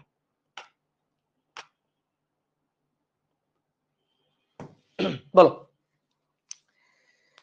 কি বলছে দেখো, হাইড্রোজেন অ্যাটমের প্রথম কক্ষপথের ইলেকট্রনের কৌণিক ভরবেগ L0। আমি তোমাদের হেল্প করি। হাইড্রোজেন অ্যাটমের প্রথম কক্ষপথের, হাইড্রোজেন অ্যাটম তার এই যে প্রথম কক্ষপথের ইলেকট্রনের কৌণিক ভরবেগ L, কৌণিক ভরবেগকে L দিয়ে প্রকাশ করি, তো প্রথম কক্ষপথের L1, তো সেটা হচ্ছে L0, এটা বলে দেওয়া আছে। হাইড্রোজেন অ্যাটমের প্রথম কক্ষপথের কৌণিক ভরবেগ, প্রথম কক্ষপথের কৌণিক ভরবেগ L1, যেহেতু প্রথম কক্ষপথ, তো সেটা L0 বলে দেওয়া আছে। ভালো কথা। এবার প্রশ্নে বলছে তাহলে Li2+, লিথিয়াম 2+, এর তৃতীয় চতুর্থ কক্ষপথের ইলেকট্রনের কৌণিক ভরবেগের পার্থক্যটা কত হবে? কৌণিক ভরবেগের পার্থক্যটা কত হবে? কৌণিক ভরবেগের পার্থক্য তোমার এটা জানারই কোনো দরকার নেই, ঠিক আছে? কৌণিক ভরবেগের আমরা স্বীকার্য জানি, বোর মডেলের তৃতীয় যে স্বীকার্যটা, কৌণিক ভরবেগের যে স্বীকার্য, L ইকুয়াল টু কৌণিক ভরবেগ L equal to NH divided by 2 pi, NH divided by 2 pi. তাহলে প্রথম কক্ষপথের জন্য হচ্ছে H ডিভাইডেড বাই 2 পাই প্রথম কক্ষপথ। দ্বিতীয় কক্ষপথের জন্য 2H ডিভাইডেড বাই 2 পাই। তৃতীয় কক্ষপথের জন্য 3H ডিভাইডেড বাই 2 পাই। চতুর্থ কক্ষপথের জন্য 4H ডিভাইডেড বাই 2 পাই। এভাবে চলতে থাকবে। আমাদের বলছে তৃতীয় আর চতুর্থ কোন অ্যাটম ডাজ নট ম্যাটার, যে কোনো অ্যাটমেরই প্রথম, দ্বিতীয়, তৃতীয়, চতুর্থ কক্ষপথের কৌণিক ভরবেগ যে কোনো অ্যাটমেরই সেম। কিন্তু হাইড্রোজেন অ্যাটম বলো, লিথিয়াম অ্যাটম বলো, প্রথম কক্ষপথের কৌণিক ভরবেগ সেম, কারণ কোনো জেড নেই। আবার যে কোনো অ্যাটমেরই দ্বিতীয় কক্ষপথের কৌণিক ভরবেগ জেড নেই, সেম। তৃতীয় কক্ষপথের কৌণিক ভরবেগ জেড এখানে নেই, সো সেম, সবকিছু সেম। কি ক্লিয়ার? তো কৌণিক ভরবেগের পার্থক্য চাইছে কোন কোন তৃতীয় আর চতুর্থ। তো তোমার একটু মানে বেশি ইনফরমেশন দিয়ে তোমার একটু ভড়কে দেওয়ার ট্রাই করছে। তাহলে দেখো তো, একটু খেয়াল করে দেখো তো, তৃতীয় আর চতুর্থ, এই যে এইটা থেকে এটা ডিফারেন্স কত? এটা থেকে এটা ডিফারেন্স কত? 4H ডিভাইডেড বাই 2 পাই আর 3H ডিভাইডেড বাই 2 পাই। বিয়োগ দিলে ডিফারেন্সটা কত? পার্থক্যটা কত? বিয়োগফলটা কত? পার্থক্যটা হচ্ছে H divided by 2 pi, H divided by 2 pi. এবার প্রথম কক্ষপথের H ডিভাইডেড বাই 2 পাই, এটাকে বলা হয়েছে L নট। এটাকে বলা হয়েছে L নট, তো H ডিভাইডেড বাই 2 পাই এটা হচ্ছে L নট। তাহলে आंसर হচ্ছে L নট। ঠিক আছে, आंसर হচ্ছে সি। তাহলে পারা যাবে না? সহজ না? ভালো, গুড, ভেরি গুড। তো চলো দেখি নেক্সট কি প্রবলেম আছে। নেক্সট তো একটা অনেক কিছু চিত্র আঁকা আছে, তাই না? এবার দেখো, তোমরা কেমিস্ট্রিতে এগুলো অলরেডি পড়ছো, আমি ফিজিক্স যেহেতু পড়াচ্ছি আমার দায়িত্বটা একটু পূরণ করি। আমরা বিভিন্ন সিরিজের কথা শুনছি, Lyman series, Brackett series, Paschen series, Pfund series, ঠিক আছে, বামার সিরিজ শুনছি না? তো কখন কোনটা হয়, কিভাবে কোনটা হয়? এই যে আমরা বিভিন্ন কক্ষপথে ইলেকট্রনের বেগ নির্ণয় করছি, ব্যাসার্ধ নির্ণয় করছি, শক্তি নির্ণয় করছি। এই যে বিভিন্ন কক্ষপথের যে ইলেকট্রন যখন আর কি এক কক্ষপথ থেকে লাফ দিয়ে অন্য কক্ষপথে যায় তখন শক্তি শোষণ করে, নয়তো শক্তি বিকিরণ করে। এবার এই যে এক কক্ষপথ থেকে অন্য কক্ষপথে গমনকালে যে শক্তি বিকিরণ বা শোষণ করে, সেই বিকিরিত শক্তি বা শোষিত শক্তিটা আসলে ফোটনের শক্তি, আলোর শক্তি আর কি, ফোটন। তো যখন শক্তি বিকিরণ করে, ধরো উচ্চ কক্ষপথ থেকে লাফ দিয়ে নিম্ন কক্ষপথের দিকে চলে আসলো, তখন কি করবে? শক্তি বিকিরণ করবে। তো সেই বিকিরিত শক্তিকে আমি আলো হিসাবে দেখতে পাবো, ঠিক আছে? কখনো দৃশ্যমান আলোর সিরিজ হবে, অথবা অতি বেগুনি হইতে পারে, ঠিক আছে? এরকম বিভিন্ন অবলোহিত হইতে পারে, মানে বিভিন্ন ধরনের আলোর বর্ণালী তৈরি করতে পারে। দৃশ্যমান আলোর মধ্যে পড়লে সেগুলোকে আমরা দেখতে পারবো, যেগুলা দৃশ্যমান, নীল, সবুজ, তারপরে লাল, বেগুনি, এগুলা দৃশ্যমান, এগুলো আমরা দেখতে পাবো। রেঞ্জ যদি দৃশ্যমান রেঞ্জের বাইরে যায় সেগুলোকে আমরা দেখতে পাবো না। তো এরকম আর কি, যে ফোটন নিশ্চিত মানে যে শক্তি, বিকিরিত যে শক্তি, সেই শক্তি আসলে ফোটনের শক্তি। তো ফোটন নিঃসরণ করে, সহজ কথায় ফোটন নিঃসরণ করে। তো আমরা এই জিনিসগুলো একটু দেখব। তো এখানে 5টা সিরিজের কথা বলা আছে, Lyman series, Balmer series, Paschen series, Brackett series আর ফন্ট সিরিজ। ঠিক ক্লিয়ার? তো এইবার আসো কোনটা কখন। যদি উপরের যে কোনো কক্ষপথ থেকে ইলেকট্রন এসে প্রথম কক্ষপথে এসে পড়ে, এটা প্রথম কক্ষপথ N1, এটা দ্বিতীয় কক্ষপথ N2, এটা তৃতীয় কক্ষপথ N3, এটা N4, এটা N5, এটা N6, লাস্টের এটা N7, ঠিক আছে? তো এবার মনে করো উপরের যে কোনো কক্ষপথ থেকে ইলেকট্রন প্রথম কক্ষপথে আসবে, তাহলে দ্বিতীয় কক্ষপথ থেকে প্রথম কক্ষপথে আসবে, তৃতীয় কক্ষপথ থেকে প্রথম কক্ষপথে আসবে, চতুর্থ কক্ষপথ থেকে প্রথম কক্ষপথে আসবে, পঞ্চম কক্ষপথ থেকে প্রথম কক্ষপথে আসবে, ষষ্ঠ কক্ষপথ থেকে প্রথম কক্ষপথে আসবে, সপ্তম থেকে প্রথম কক্ষপথে আসে, উপরের যে কোনোটা থেকে প্রথম কক্ষপথে আসে। তখন এটাকে বলা হয় হচ্ছে লাইম্যান সিরিজ।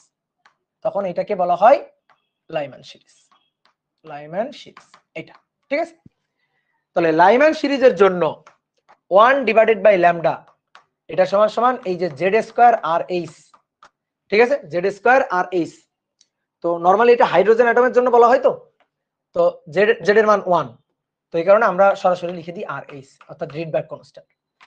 1/1 স্কয়ার, অর্থাৎ আসবে কোথায়? প্রথম কক্ষপথে, উপরের দ্বিতীয়, তৃতীয়, চতুর্থ, পঞ্চম, ষষ্ঠ যে কোনো কক্ষপথ থেকে। তাহলে 1/ নিচে এটা হচ্ছে n স্কয়ার, যেখানে n এর মান কি হইতে পারে? n এর মান হবে 2, 3, 4 ... ঠিক আছে, কি ক্লিয়ার? 2, 3, 4 ... এবার আসো বামার সিরিজ। বামার সিরিজ হচ্ছে 2 নম্বর কক্ষপথে এসে ইলেকট্রন পড়বে। কোন কক্ষপথ থেকে? উপরের যে কোনো কক্ষপথ থেকে। ঠিক আছে, উপরের যে কোনো কক্ষপথ থেকে 2 নম্বর কক্ষপথে আসবে। তাহলে উপরের যে কোনো কক্ষপথ থেকে 2 নম্বর কক্ষপথে যদি আসে, আসো আমরা একটু আঁকি এখানে। তাহলে 2 নম্বর কক্ষপথ হচ্ছে এইটা। তাহলে তৃতীয় কক্ষপথ থেকে 2 নম্বর কক্ষপথে আসবে, তৃতীয় কক্ষপথ থেকে 2 নম্বর কক্ষপথে আসবে, চতুর্থ কক্ষপথ থেকে 2 নম্বর কক্ষপথে আসবে, পঞ্চম কক্ষপথ থেকে 2 নম্বর কক্ষপথে, ষষ্ঠ থেকে 2 নম্বর কক্ষপথে, সপ্তম থেকে 2 নম্বর কক্ষপথে। তাহলে এটাকে বলা হয় হচ্ছে বামার সিরিজ। এটাকে বলা হয় বামার সিরিজ। তাহলে বামার সিরিজের জন্য n1 টা হচ্ছে 2। আগে লাইম্যান সিরিজের জন্য কি ছিল? n1 ছিল 1। পড়ছো না এগুলা কেমিস্ট্রিতে? এই কারণে কিন্তু আমি খুব বেশি কথা এখানে বলতেছি না, যেহেতু তোমরা জানো। জাস্ট আমার ম্যাথ করার জন্য যতটুকু লাগবে আমি সুন্দর করে সেটুকু তোমাকে গোছাই দিচ্ছি। তাহলে 1/λ Rydberg constant 1 R h 1/, এবার এটা হবে 2 স্কয়ার মাইনাস 1/n স্কয়ার, যেখানে n এর মান হবে 3, 4, 5, 6 ... কি ক্লিয়ার? ভাইয়া কেমিস্ট্রি পড়াচ্ছে? হ্যাঁ, এই অধ্যায় তো কেমিস্ট্রির অধ্যায়। এবার আসো প্যাসচেন সিরিজ। প্যাসচেন সিরিজ হচ্ছে 3 নম্বর কক্ষপথে উপরের যে কোনো কক্ষপথ থেকে ইলেকট্রন যখন আসবে, তখন যে বিকিরিত ফোটন, সেই বিকিরিত ফোটনের যে তরঙ্গ দৈর্ঘ্য, ওটা প্যাসচেন সিরিজের তরঙ্গ দৈর্ঘ্য বলা হয়। কি ক্লিয়ার? তাহলে এবার কোন কক্ষপথ থেকে আসে? এবার তৃতীয় কক্ষপথে আসবে উপরের যে কোনো কক্ষপথ থেকে। তাহলে চতুর্থ কক্ষপথ থেকে তৃতীয়, পঞ্চম কক্ষপথ থেকে তৃতীয়, ষষ্ঠ কক্ষপথ থেকে তৃতীয়, সপ্তম কক্ষপথ থেকে তৃতীয়। ঠিক আছে, তাহলে আসবে কোথায়? n1 হচ্ছে 3, আর n2 যে কোনো কিছু হতে পারে, 4, 5, 6। ঠিক আছে, তাহলে এটা হচ্ছে 1/λ আর h 1/3 square minus 1/n square. তাহলে এখানে n হবে হচ্ছে 4, 5, 6, 7... এবার নেক্সট আসো। এবার নেক্সট ব্র্যাকেট সিরিজ। চতুর্থ কক্ষপথে ইলেকট্রন আসবে উপরের যে কোনো কক্ষপথ থেকে। তাহলে 1, 2, 3, 4, এই যে চতুর্থ কক্ষপথে আসবে। তাহলে এটা থেকে এখানে, এখানে আর এখানে, এই যে। ঠিক আছে, চতুর্থ কক্ষপথে আসবে 1, 2, 3, 4, এই। তাহলে এর জন্য n1 টা হচ্ছে 4 আর n2 5, 6, 7 যে কোনো কিছু হইতে পারবে। তাহলে 1/λ that is rh 1/4 square minus 1/n square. সহজ কিন্তু এগুলা 5, 6... আর লাস্টের হচ্ছে ফন্ট সিরিজ। তাহলে ফন্ট সিরিজ হচ্ছে, এটা আসবে হচ্ছে কত কক্ষপথে? পঞ্চম কক্ষপথে আসবে। তাহলে 6 থেকে 5 এ আসবে, 7 থেকে 5 এ আসবে। ঠিক আছে, একটু নাম লিখে দিই। এটা ছিল হচ্ছে প্যাসচেন, এটা ছিল প্যাসচেন সিরিজ, আর এটা হচ্ছে ব্র্যাকেট, এটা ব্র্যাকেট সিরিজ। আর লাস্টের এটা হচ্ছে ফোন সিরিজ, ফোন সিরিজ। তাহলে ফোন সিরিজের জন্য 1/λ সূত্রটা হবে 1/λ that is rh 1/5 square minus 1/5 square minus 1/n square. এখানে n এর মান হবে 6, 7, 8, 9... কি ক্লিয়ার? তাহলে এই জিনিসগুলো আমরা জানি কিনা বলো? এই জিনিসগুলো আমরা জানি কিনা? তাহলে এবার আসো তোমাদের একটু বলি। যখন উচ্চতর কোনো কক্ষপথ থেকে ইলেকট্রন লাফ দিয়ে নিম্ন কক্ষপথে আসবে, উচ্চ কক্ষপথ থেকে, এই যে ধরো এইখান থেকে যখন এইখানে আসবে, তখন ইলেকট্রন কি করবে? এরকম একটা শক্তি বিকিরণ করবে। তো সেই বিকিরিত শক্তি হচ্ছে E = hf, যেখানে f = c/λ। এই যে ল্যামডা হচ্ছে তরঙ্গ দৈর্ঘ্য। তো এই যে তরঙ্গ দৈর্ঘ্য, এই তরঙ্গ দৈর্ঘ্য বিভিন্ন বর্ণালী সৃষ্টি করবে। তো কখন কোন বর্ণালী সৃষ্টি হবে? তো এইরকম আমরা কিছু সিরিজ পাই। তো সেই সিরিজ হচ্ছে 5টা, Lyman series, Balmer series, Paschen series, Brackett series এবং হচ্ছে ফোন সিরিজ। তো এই 5টা সিরিজ। তো কখন কোন সিরিজ হবে? যদি যদি ইলেকট্রন উপরের যে কোনো কক্ষপথ থেকে প্রথম কক্ষপথে লাফ দিয়ে আসে, তখন বিকিরিত যে ফোটনের যে বর্ণালী তরঙ্গ দৈর্ঘ্য হবে সেটা হবে হচ্ছে প্রথম, অর্থাৎ লাইম্যান সিরিজ। যদি উপরের কোনো কক্ষপথ থেকে 2 নম্বর কক্ষপথে আসে তখন হবে বামার সিরিজ। উপরের কোনো কক্ষপথ থেকে যদি 3 নম্বর কক্ষপথে আসে তখন যে তরঙ্গ দৈর্ঘ্য পাওয়া যাবে সেইটা হবে প্যাস্টেন সিরিজের অন্তর্ভুক্ত। কি ক্লিয়ার? আর যখন মনে করো উপরের কোনো কক্ষপথ থেকে আসবে হচ্ছে 4 নম্বর কক্ষপথে, তখন হবে ব্র্যাকেট সিরিজের অন্তর্ভুক্ত। উপরের কোনো কক্ষপথ থেকে যদি আসে হচ্ছে ফোন সিরিজ মানে সরি পঞ্চম কক্ষপথে, তখন সেটা হবে ফোন সিরিজের অন্তর্ভুক্ত। হামব্রিজ সিরিজ কি লাগবে না? না, হামব্রিজ সিরিজ লাগবে না। আনারুল বলছে হামব্রিজ সিরিজ লাগবে না। না, ওটা লাগবে না, এই 5টা হইলে হবে। আমরা ফিজিক্সে এই 5টাই পড়ব। কি ক্লিয়ার? তাহলে এইগুলো একটু মাথায় রাখবা। এইবার আসো, শোনো, দেখো আমি তোমার একটা বুঝাই দিই, তুমি বাকিগুলো বুঝবা। এই লাইম্যান সিরিজের জন্য আমি সর্বোচ্চ তরঙ্গ দৈর্ঘ্য, সর্বনিম্ন তরঙ্গ দৈর্ঘ্য তোমাকে বের করতে বলবো লাইম্যান সিরিজের জন্য। তাহলে তুমি একটু দেখো, এদিকে তাকাও, বোর্ডে তাকাও। এই যে বিকিরিত বা শোষিত শক্তি E equal to H f, এটা হচ্ছে উপরের কক্ষপথ আর নিচের কক্ষপথের শক্তির ডিফারেন্স। ঠিক আছে? ই ইউ আর ই এল এর শক্তির ডিফারেন্স। তো দেখো, মনে করো এইটা হচ্ছে প্রথম কক্ষপথ, এইটা হচ্ছে প্রথম কক্ষপথ, এইটা হচ্ছে প্রথম কক্ষপথ, আর এইটা হচ্ছে লাইম্যান সিরিজের জন্য দ্বিতীয় হতে পারে, তৃতীয় হতে পারে, চতুর্থ হতে পারে, dot dot dot dot dot dot infinity হইতে পারে লাইম্যান সিরিজের জন্য। দেখো লাইম্যান সিরিজ হচ্ছে উপরের যে কোনো কক্ষপথ থেকে প্রথম কক্ষপথে আসবে। তাহলে লোয়ার অরবিটটা হচ্ছে প্রথম কক্ষপথ, বুঝিও ভালো করে। লোয়ার অরবিটটা প্রথম কক্ষপথ, আর আপার অরবিট দ্বিতীয়, তৃতীয়, চতুর্থ, পঞ্চম, ষষ্ঠ, সপ্তম, অষ্টম, নবম, infinity, infinity, dot dot dot infinity. তাহলে এবার তুমি বলো তো বিকিরিত বা শোষিত শক্তির পরিমাণটা কোন ক্ষেত্রে সবচেয়ে বেশি হবে? তুমি আমার বলো। আসবে তো প্রথম কক্ষপথে, এটা তো ফিক্সড। তাহলে বিকিরিত বা শোষিত শক্তির পরিমাণটা কোন ক্ষেত্রে সবচেয়ে বেশি হবে? দ্বিতীয় কক্ষপথ হলে, এটা দ্বিতীয় কক্ষপথ থেকে ইলেকট্রন আসলে, নাকি তৃতীয় কক্ষপথ থেকে আসলে, নাকি চতুর্থ কক্ষপথ থেকে আসলে, কোন কক্ষপথ থেকে আসলে? যত দুইটা কক্ষপথের ডিফারেন্স যত বেশি হবে তত শোষিত বিকিরিত শক্তি বেশি হবে না? ধরো মনে করো কোন একটা অ্যাটম আছে প্রথম কক্ষপথে, সেটা লাফ দিয়ে উপরের কক্ষপথে যাবে, তো দ্বিতীয় কক্ষপথে যাইতে যে শক্তি লাগবে কম, তৃতীয় কক্ষপথে যাইতে শক্তি লাগবে বেশি, চতুর্থ কক্ষপথে যাইতে শক্তি লাগবে আরো বেশি, তাই না? আরো বেশি, যত উপরের কক্ষপথে যাবে তত বেশি শক্তি লাগবে। তাহলে এবার উপরের কক্ষপথ থেকে প্রথম কক্ষপথে এসে পড়বে, তাহলে যত উপরের কক্ষপথ থেকে প্রথম কক্ষপথে এসে পড়বে, যত উপরের, সবচেয়ে উপরের কক্ষপথ থেকে যখন এসে পড়বে, তার জন্য বিকিরিত শক্তিটা হবে বেশি, তাই না? দুটো কক্ষপথের শক্তির ডিফারেন্সটাই তো ইকুয়াল টু এইচ এফ। তাহলে এটা তো ফিক্সড, এটা তো প্রথম কক্ষপথ ফিক্সড। তাহলে সবচেয়ে উপরের কক্ষপথ, সেইখান থেকে যদি ইলেকট্রন আসে তখন বিকিরিত শক্তিটা হবে সবচেয়ে বেশি। তাহলে তার জন্য কি হবে? তার জন্য হবে ইনফিনিটি, ঠিক আছে, অসীম। তাহলে n1 এর মান হবে 1, আর n2 এর মানটা হবে ইনফিনিটি। তাহলে বিকিরিত বা শোষিত শক্তি হবে সবচেয়ে বেশি। তাহলে বিকিরিত বা শোষিত শক্তি যদি সবচেয়ে বেশি হয় তাহলে কম্পাঙ্ক হবে সবচেয়ে বেশি, আর কম্পাঙ্ক যদি বেশি হয় তাহলে তরঙ্গ দৈর্ঘ্য হবে সবচেয়ে মিনিমাম, সবচেয়ে কম। বুঝছো আমার কথা? এই যে ই ইকুয়াল টু, এটাকে লেখা যায় না hc বাই ল্যামডা। তাহলে দেখো ই যদি বেশি হয় তাহলে এফ হবে বেশি আর ল্যামডা হবে কম। তাহলে আমি আবার বলি, এটা প্রথম কক্ষপথ ফিক্সড, লাইম্যান সিরিজের জন্য বুঝাচ্ছি, প্রথম কক্ষপথ ফিক্সড, আর লাইম্যান সিরিজের জন্য দ্বিতীয়, তৃতীয়, চতুর্থ, পঞ্চম, ষষ্ঠ, dot dot dot dot infinity কক্ষপথ থেকে প্রথম কক্ষপথে ইলেকট্রন যাবে। তাহলে বিকিরিত শক্তি কখন সবচেয়ে বেশি হবে? যখন সবচেয়ে উপরের কক্ষপথ থেকে ইলেকট্রন লাফ দিয়ে প্রথম কক্ষপথে আসবে, সবচেয়ে উপরের।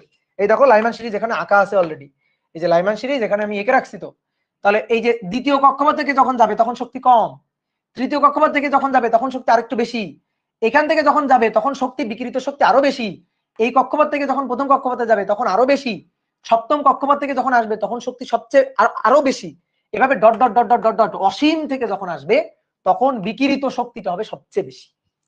আর বিকিরিত শক্তি যদি সবচেয়ে বেশি হয় তাহলে কম্পাঙ্ক হবে বেশি, আর কম্পাঙ্ক যদি সবচেয়ে বেশি হয় তরঙ্গ দৈর্ঘ্য হবে সবচেয়ে কম। কি কথা বুঝছো? তরঙ্গ দৈর্ঘ্য হবে সবচেয়ে কম। কি ক্লিয়ার? তাহলে এইবার আসো বোর্ডে তাকাও, তাহলে আমরা এখন এখানে একটু কিছু কথা লিখে রাখবো। কিছু কথা লিখে রাখবো। এই যে এখানে ইনফিনিটি, দেখো তাকাও, এই যে এখানে হবে ইনফিনিটি, এই যে ডট ডট ডট ইনফিনিটি, সবগুলোতে ডট ডট ডট ইনফিনিটি। তাহলে ইনফিনিটি থেকে যদি প্রথম কক্ষপথে আসে তখন তখন ল্যামডা হবে সবচেয়ে কম, তখন ল্যামডা হবে মিনিমাম। ঠিক আছে, ল্যামডা মিনিমাম। সবগুলোর ক্ষেত্রে একই কথা সত্য, ল্যামডা মিনিমাম, ল্যামডা মিনিমাম। তাহলে যখন ল্যামডা মিনিমাম হবে তখন এই যে এন এর মানটা যে কোনো সিরিজের জন্য ল্যামডা যখন তোমার কাছে মিনিমাম চাইবে তখন এন এর মানটা তুমি ইনফিনিটি বসাই দিবা, ল্যামডা মিনিমাম। যদি বলে না তরঙ্গ দৈর্ঘ্য ম্যাক্সিমাম, তাহলে লাইম্যান সিরিজের জন্য ম্যাক্সিমাম হবে ল্যামডা ম্যাক্সিমাম হবে যখন এন এর মান হবে 2, তাই না? যখন এন এর মান 2, যদি ইনফিনিটির জন্য ল্যামডা হয় মিনিমাম, তাহলে এন এর মান যদি 2 হয় মানে একেবারে জাস্ট এই যে উপরের কক্ষপথটা, প্রথম কক্ষপথ এখান থেকে এসে যখন পড়বে, এই যে দ্বিতীয় থেকে যখন এসে পড়বে, দ্বিতীয় থেকে যখন প্রথম কক্ষপথে আসবে তখন বিকিরিত শক্তি হবে সবচেয়ে কম। বিকিরিত শক্তি সবচেয়ে কম হলে কম্পাঙ্ক হবে সবচেয়ে কম, আর কম্পাঙ্ক সবচেয়ে কম হলে তরঙ্গ দৈর্ঘ্য হবে সবচেয়ে বেশি। ঠিক আছে, তার মানে ঠিক প্রতিবেশী কক্ষপথ থেকে যখন ইলেকট্রন আসবে, ঠিক পাশের কক্ষপথ, ঠিক উপরের কক্ষপথ থেকে যখন ইলেকট্রন আসবে তখন তরঙ্গ দৈর্ঘ্য হবে সবচেয়ে বেশি। ঠিক আছে, তখন তরঙ্গ দৈর্ঘ্য হবে সবচেয়ে বেশি। ক্লিয়ার? তাহলে তরঙ্গ দৈর্ঘ্য লাইম্যান সিরিজের জন্য ম্যাক্সিমাম হবে যখন এন এর মান 2, তরঙ্গ দৈর্ঘ্য বামার সিরিজের জন্য ম্যাক্সিমাম হবে যখন এন এর মান 3, তরঙ্গ দৈর্ঘ্য প্যাস্টেন সিরিজের জন্য ম্যাক্সিমাম হবে যখন এন এর মান 4, তরঙ্গ দৈর্ঘ্য ব্র্যাকেট সিরিজের জন্য ম্যাক্সিমাম হবে যখন এন এর মান হবে 5, এবং ফোন সিরিজের জন্য ম্যাক্সিমাম হবে যখন এন এর মান হবে 6। কি ক্লিয়ার? তাহলে আমি তোমারে একটু ফিল করাই, দেখো আসো বোর্ডে দেখো, একটু ভালো করে ফিল করো। এখানে যদি এই কক্ষপথ থেকে এসে পড়ে তাহলে বিকিরিত বা শোষিত শক্তি সবচেয়ে কম, শোষিত শক্তি সবচেয়ে কম হলে তরঙ্গ দৈর্ঘ্য হচ্ছে সবচেয়ে বেশি। তাহলে তরঙ্গ দৈর্ঘ্য বড়, এই যে দেখো তরঙ্গ দৈর্ঘ্য বড়, আমি একটু তরঙ্গ দৈর্ঘ্যটাকে বড় করে আঁকছি, তরঙ্গ দৈর্ঘ্য বড়। আর এইখান থেকে যখন এখানে আসবে মানে মনে করো এটা অসীম, আর উপর থেকে dot dot dot dot infinity, এই যে dot dot dot dot infinity, অসীম। অসীম থেকে যখন আসবে তখন তখন বিকিরিত শক্তি হবে সবচেয়ে বেশি, আর বিকিরিত সবচেয়ে বেশি হলে কম্পাঙ্ক হবে সবচেয়ে কম। তাহলে তরঙ্গ দৈর্ঘ্যটা হবে সবচেয়ে কম। দেখো তরঙ্গ দৈর্ঘ্য সবচেয়ে কম। দেখো আমি তোমার যদি এই তরঙ্গটা দেখাই বলি, বলো তো এর তরঙ্গ দৈর্ঘ্য বেশি না এর তরঙ্গ দৈর্ঘ্য বেশি? তাহলে দেখো এর তরঙ্গ দৈর্ঘ্যটা দৈর্ঘ্য কম্পাঙ্ক বেশি, বেশি কাপাকাপি করছে, বেশি কাপাকাপি। তাহলে বেশি কাপাকাপি করার কারণে তরঙ্গ দৈর্ঘ্য কমে গেছে, আর এইটার কাপাকাপি কম, তরঙ্গ দৈর্ঘ্য বেড়ে গেছে। ঠিক আছে, কাপাকাপি কম, তরঙ্গ দৈর্ঘ্য বেড়ে গেছে। ঠিক আছে, ক্লিয়ার? তাহলে এই যে তোমাকে একটু একে এই যে ফিল করালাম, যেটার ল্যামডাটা হচ্ছে মিনিমাম আর এটার ল্যামডাটা হচ্ছে ম্যাক্সিমাম, লাইম্যান সিরিজের জন্য। তাহলে ঠিক একই ভাবে বামার সিরিজ, প্যাস্টেন সিরিজ সবগুলো দেখানো যায়। কি ক্লিয়ার? ওকে, চলো তাহলে এবার আসো তো, এবার একটা ম্যাথ তোমরা করে দাও তো।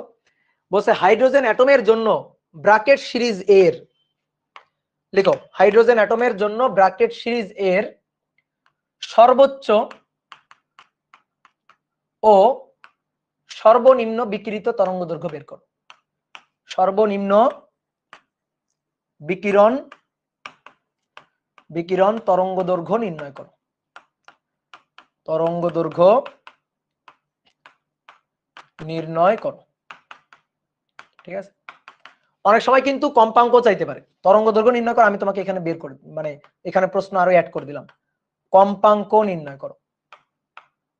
কম্পাঙ্ক নির্ণয় করো, অথবা শক্তিও নির্ণয় করতে বলতে পারে, যে শক্তি নির্ণয় করো, তাও কিন্তু বলতে পারে যে শক্তি নির্ণয় করো, সর্বোচ্চ আর সর্বনিম্ন শক্তি নির্ণয় করো, বিকিরিত সর্বোচ্চ এবং সর্বনিম্ন শক্তি নির্ণয় করো।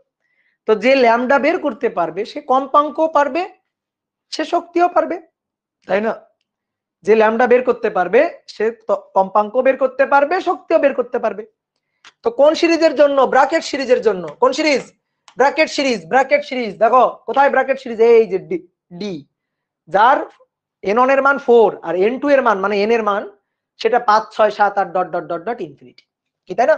তাহলে সূত্রটা লিখবো আমরা, তাহলে ব্র্যাকেট সিরিজের জন্য 1 divided by lambda that is r H 1 divided by 4 square minus 1 divided by n square, যেখানে এন এর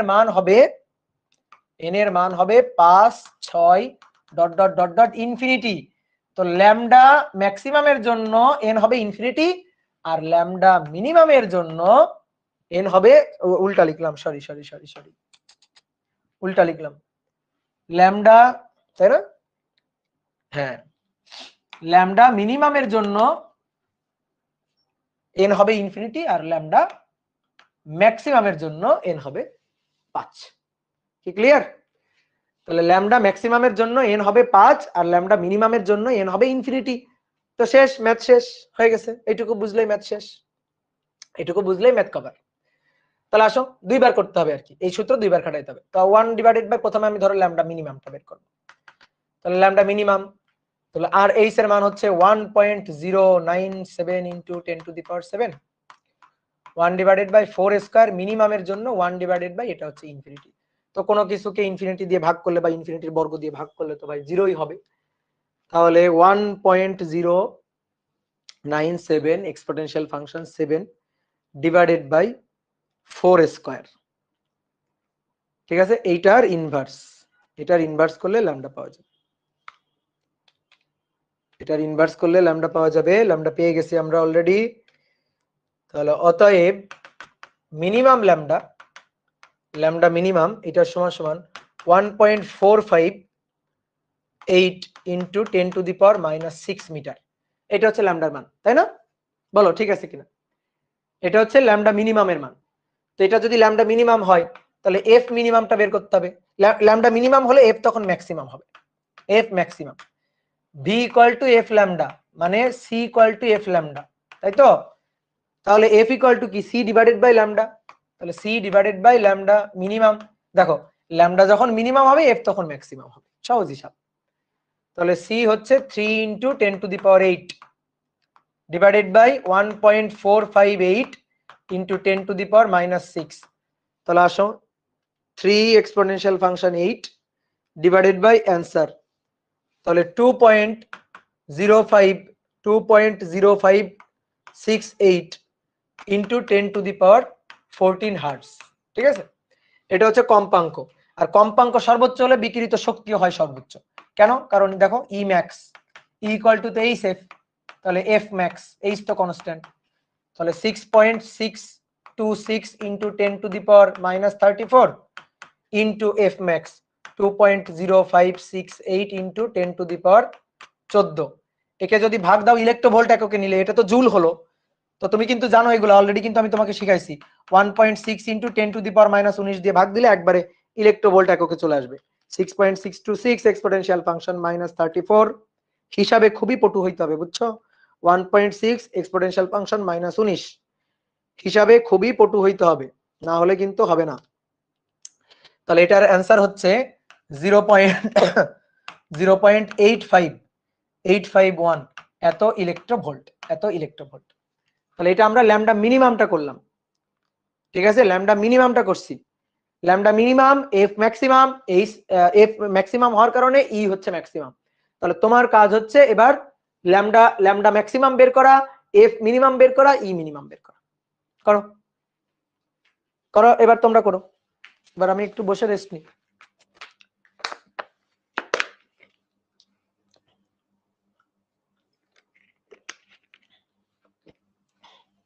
যে সিরিজের কথা বলবে সেই সিরিজের সূত্রটা লিখে ফেলবা, সূত্রটা লিখলেই কাজ শেষ। আর সবসময় মাথায় রাখবা একটা শর্টকাট কথা, সেটা হচ্ছে এন ইনফিনিটি হলে সর্বদা ল্যামডা মিনিমাম হয়, ঠিক আছে? ল্যামডা মিনিমাম হবে যখন এন ইনফিনিটি হবে, সর্বদা এই কথাটা মাথায় রাখবা। দেখবা ম্যাথ একেবারে পানির মতো সহজ হয়ে গেছে। তো তোমরা বোর্ডে তাকাও না, তোমরা নিজেদের খাতার দিকে তাকাও, ঠিক আছে? আমি একটু করি এখানে। ল্যামডা ম্যাক্সিমাম চাই, তাহলে ল্যামডা ম্যাক্সিমাম হবে R H 1 divided by 4 square 1 divided by n কতর জন্য ম্যাক্সিমাম হবে? এই যে লেখা আছে এন 5 এর জন্য, তাহলে 5 স্কয়ার। তাহলে এখান থেকে ল্যামডা ম্যাক্স হিসাব সব ক্যালকুলেটর করবে। আর এইচ এর মান তো জানি আমরা 1.097 এক্সপোনেনশিয়াল ফাংশন 7, এটা ইনটু এটা গুণ 1 divided by 4 square minus 1 divided by 5 square। ঠিক আছে, তাহলে এইটা আসলো, এটার ইনভার্স করতে হবে। ইনভার্স করলে সায়েন্টিফিক মোডে নিয়ে নিই আগে। 4.05 into 10 to the power minus 6 metre.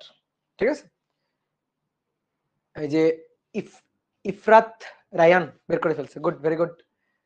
এত into 10 to the power minus 6 metre. হ্যাঁ, তাহলে এইটা হচ্ছে ল্যামডা ম্যাক্স। তাহলে ল্যামডা ম্যাক্স পাইলে আমরা এফ মিনিমাম পাবো, এফ পাবো minimum C divided by lambda max.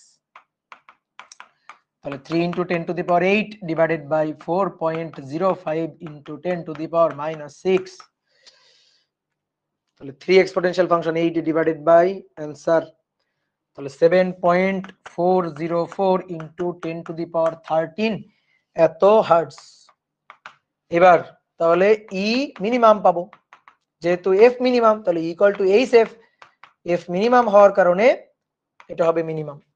তাহলে 6.626 into 10 to the power minus 34 into 7.404 into 10 to the power 13 divided by 1.6 into 10 to the power minus 19।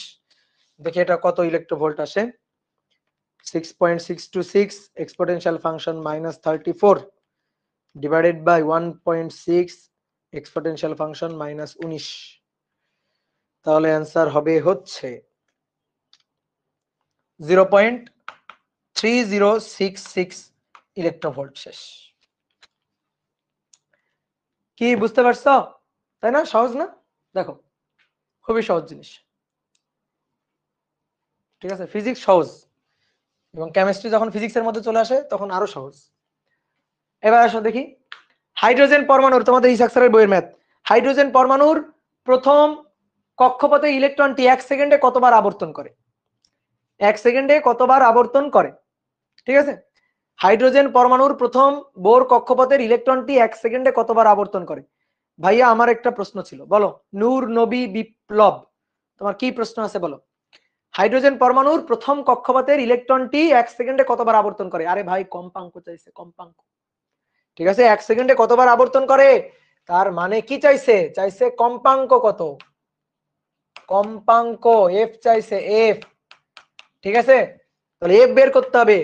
তাহলে 1 ডিভাইডেড বাই, এদিকে তাকাও, 1 divided by lambda, এটা সমান সমান R H 1 divided by n one square minus 1 divided by n two square, তাই তো? তো এখান থেকে ল্যামডা বের করবা আর ল্যামডা থেকে এফ বের করবা, বুঝছো? কি ক্লিয়ার? বুঝছো কি, তাই না? দেখো অনেকে এই কাজ করে, বুঝছো?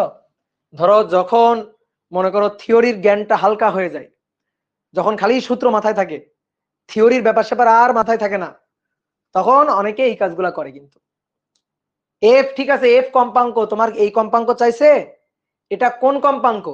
এটা হচ্ছে কোন একটা ইলেকট্রন যদি এক কক্ষপথ থেকে অন্য কক্ষপথে গমন করে, ইলেকট্রন একটা কক্ষপথ থেকে এই কক্ষপথ থেকে ধরো ইলেকট্রন এই কক্ষপথে গমন করলো, তখন বিকিরিত ফোটনের তরঙ্গ দৈর্ঘ্য ল্যামডা, কম্পাঙ্ক এফ, এই যে এই সূত্র হচ্ছে সেইটা,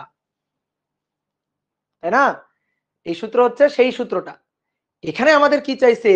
এই যে ইলেকট্রন, ইলেকট্রন কোন একটা কক্ষপথে ইলেকট্রন আছে, সে এই যে কক্ষপথে ঘুরতেছে, এই কক্ষপথে একক সময়ে কতবার ঘুরবে সেই কম্পাঙ্ক চাইছে, একক সময়ে কতবার ঘুরবে সেই কম্পাঙ্কটা চাইছে। তাহলে দুটো কম্পাঙ্কের মধ্যে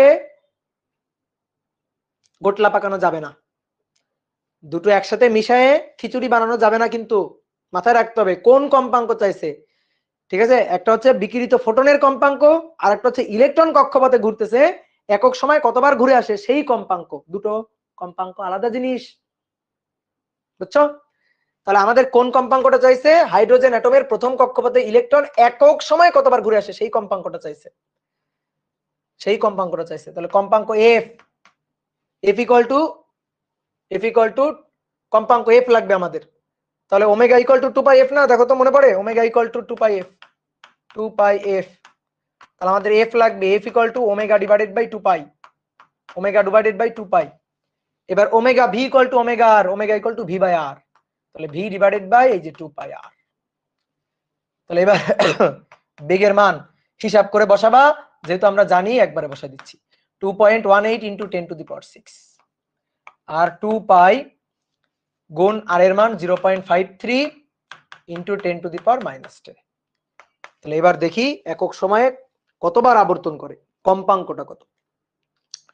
2.18 exponential function 6, 2 into 3.1416 into 0.53 exponential function -10,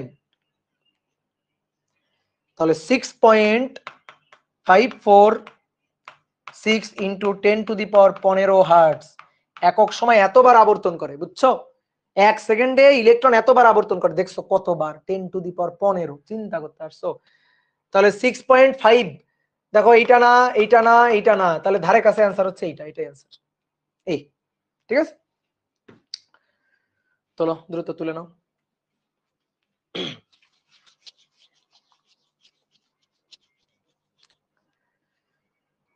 তাহলে নেক্সট স্লাইডে গেলাম। তো এবার দেখো একটা সুন্দর ম্যাথ আছে, তো এটা পড়ো, পড়ে তোমরা নিজেরা সলভ করো, আমি টাইম বেঁধে দিচ্ছি এটার জন্য, কারণ এটা সুন্দর একটা প্রবলেম, তো এটার জন্য একটু টাইম দিতে হবে। কি ব্যাপার? হ্যাঁ এই যে নাও, টাইম দিচ্ছি তোমাদের।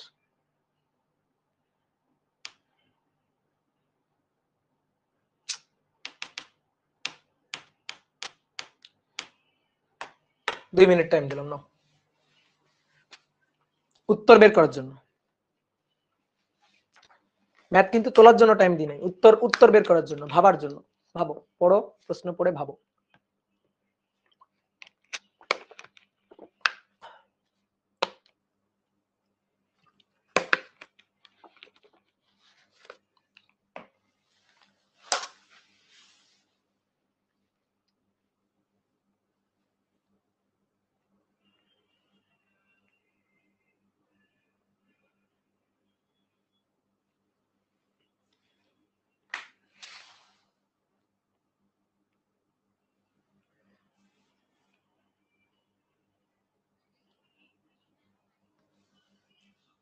এমডি শিমুল হাসান বলছে বি, আন্দাজে ঢিল ছুটছে, শিওর আমি।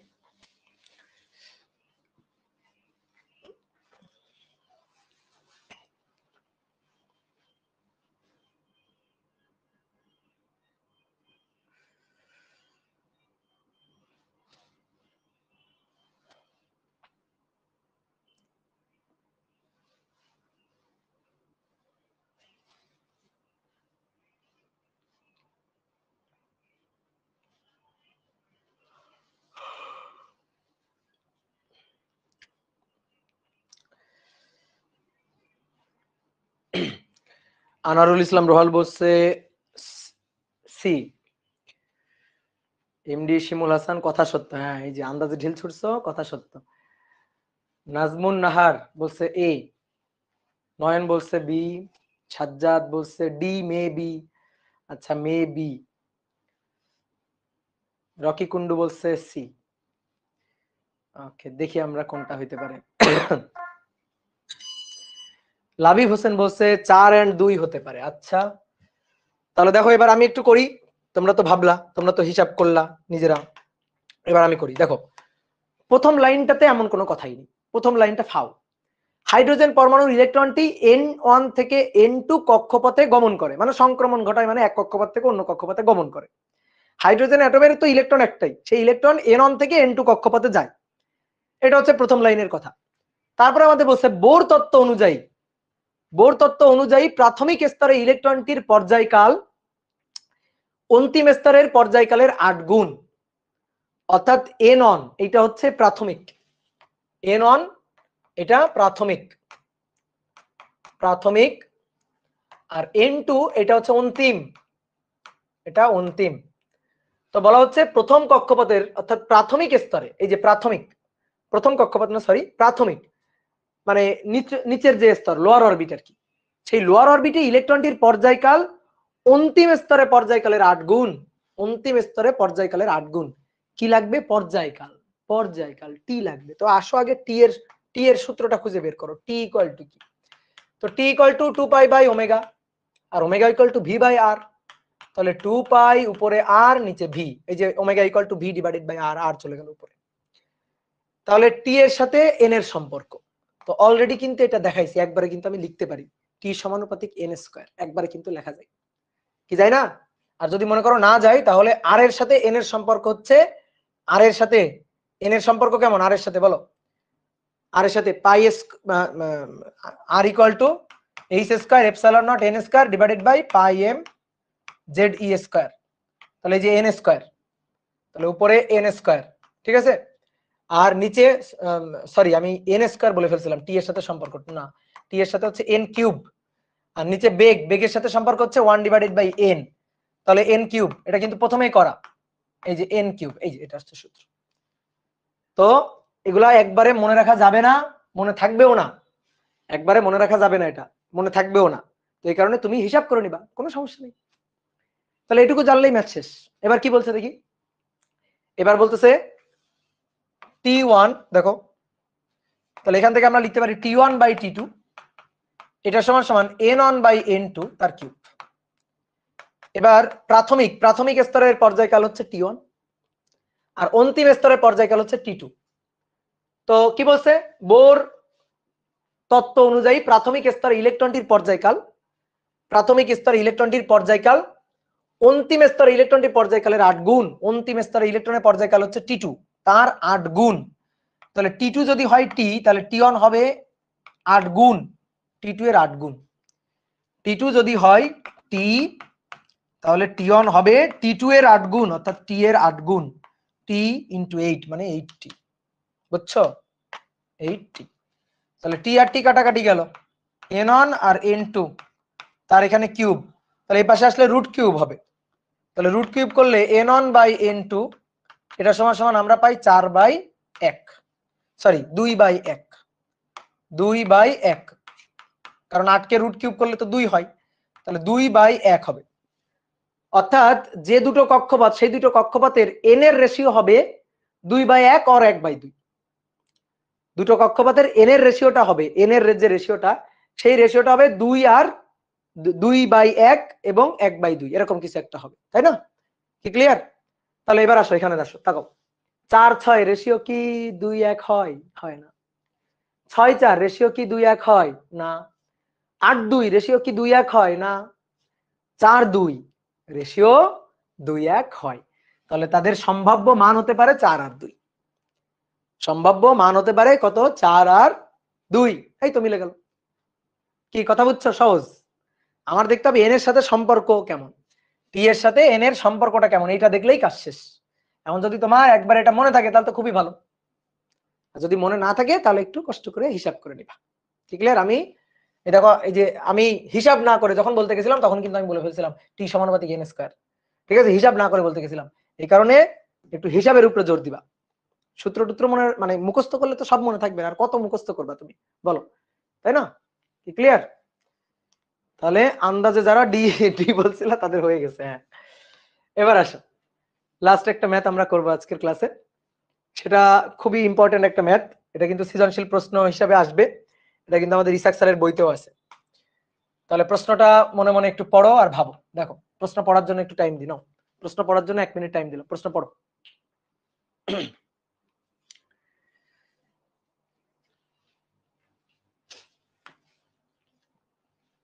পড়ো, প্রশ্নটা পড়ো।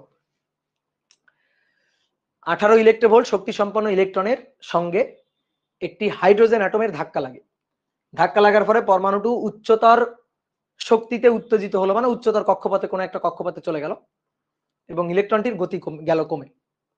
পর মুহূর্তে পরমাণু থেকে 1650 আর্মস্ট্রং এর একটি ফোটন নিঃসৃত হল। ঠিক আছে, এটা হচ্ছে উদ্দীপক। তো প্রশ্নই তো নাই এখানে। প্রশ্ন কি? প্রশ্ন হচ্ছে বিকিরিত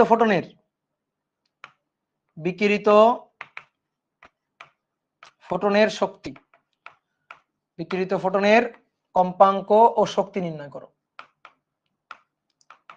কম্পাঙ্ক ও শক্তি নির্ণয় করো। আর 2 নম্বর, ধাক্কার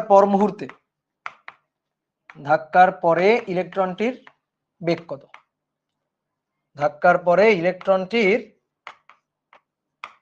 বেগ কত। ঠিক আছে? তো চলো দেখি একটু একে একে বুঝি।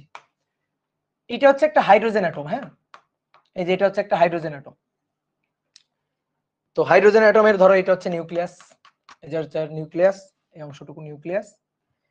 তারপর এটা প্রথম কক্ষপথ, দ্বিতীয় কক্ষপথ, এটা ধরো তৃতীয় কক্ষপথ।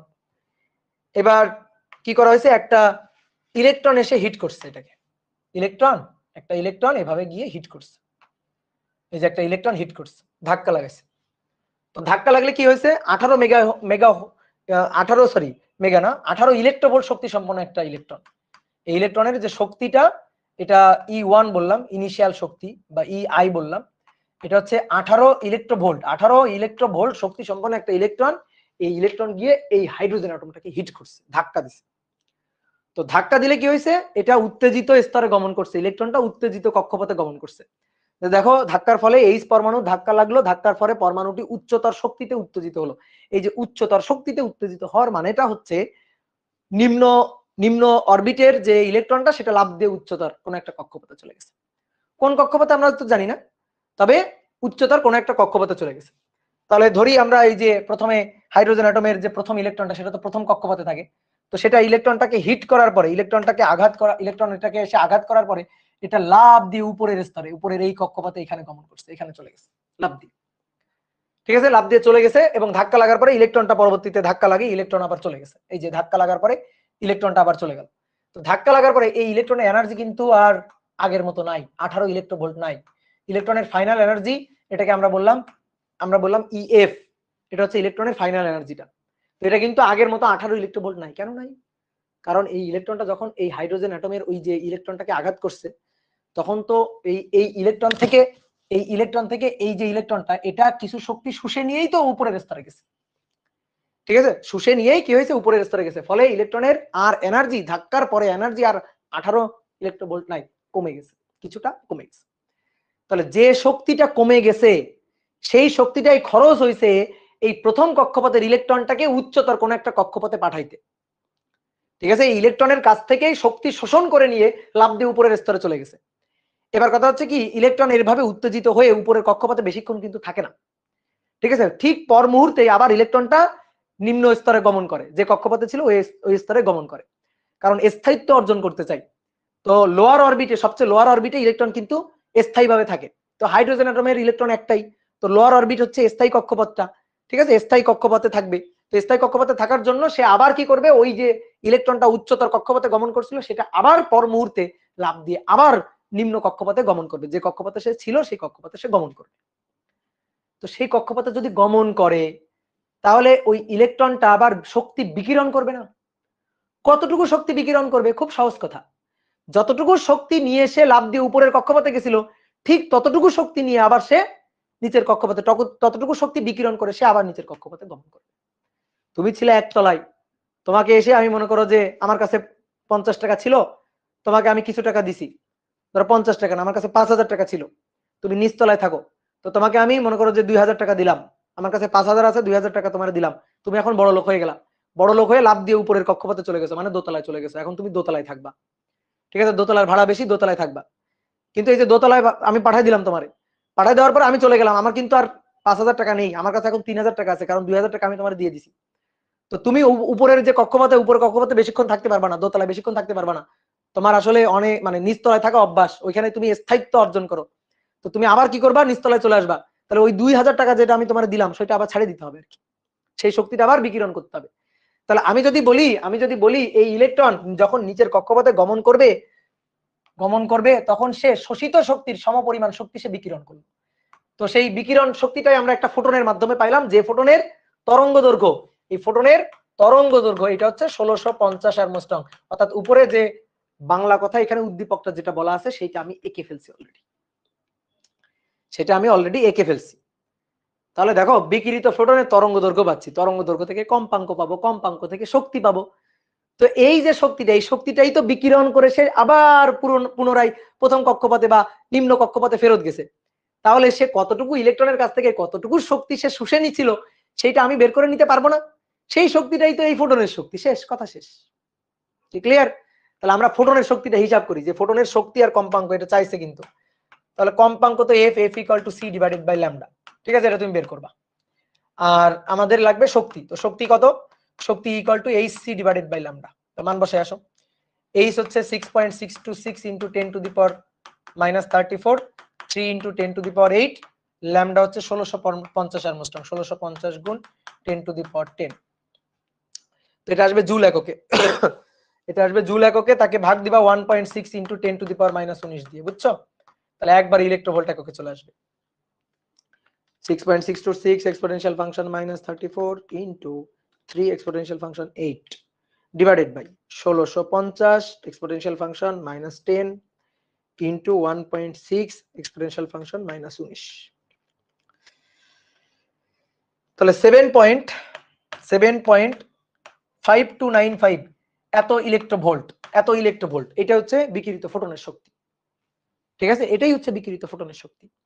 তাহলে এই যে শক্তিটা, এই শক্তিটা এই ইলেকট্রন ছেড়ে দিছে, ঠিক আছে, আর আমি সেই শক্তিটাকে ফোটনের মাধ্যমে পাচ্ছি, ফোটনের শক্তি হিসাবে পাচ্ছি, মানে শক্তি তো সংরক্ষণশীল।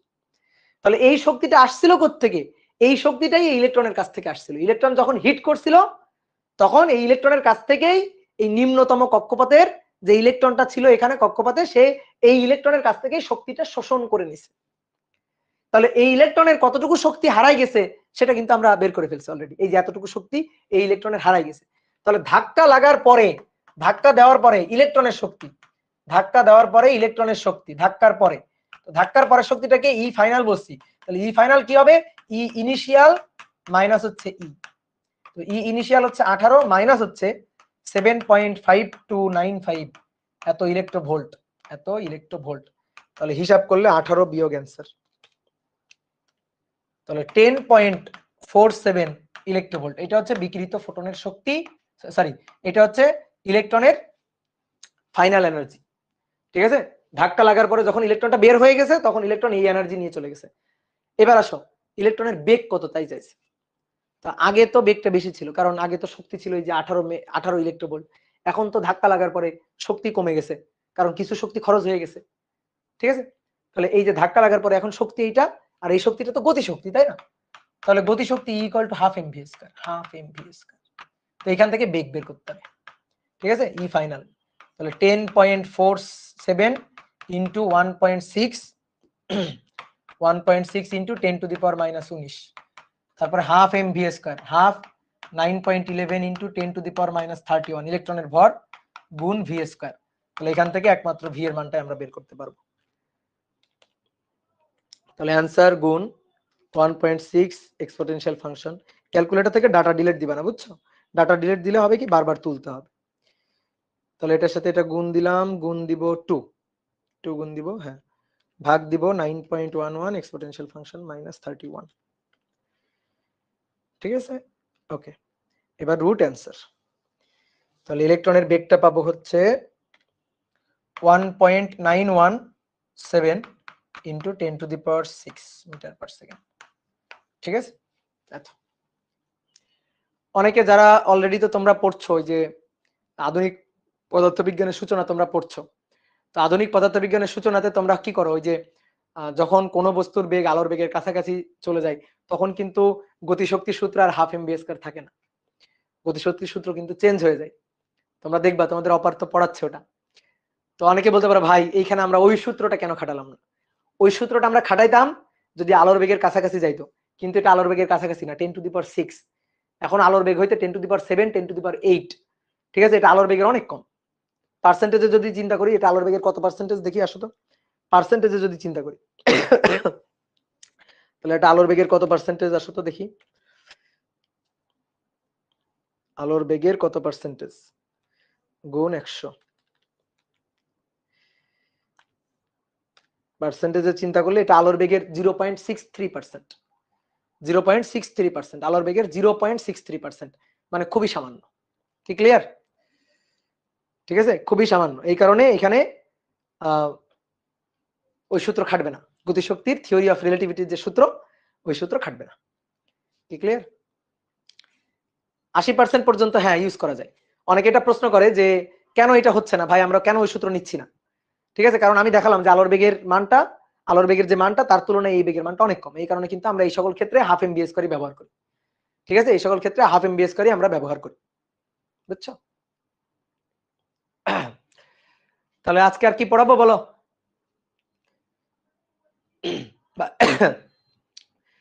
ফারহানা ইসলাম বলছে বায়োলজি ক্লাস কি শেষ? না না, বায়োলজি এখন শুরু হবে, এখন বায়োলজি শুরু হবে, এখন ঘাস ফড়িং পড়াবো, এখন ঘাস ফড়িং এর হৃৎপিণ্ড পড়াবো, বায়োলজি ক্লাস এখন শুরু হবে। খাতা কলম নিয়ে বসে পড়ো, এখন বায়োলজি ক্লাস শুরু হবে।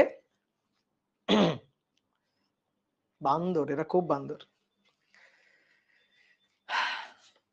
ওয়েব অ্যাপ থেকে কমেন্ট পড়বো, ওয়েব অ্যাপে কি আসছে বলো? ভাইয়া এক্সাম চলতেছে, আর একবার সামারি করেন, রিজনটা বুঝতে পারছি।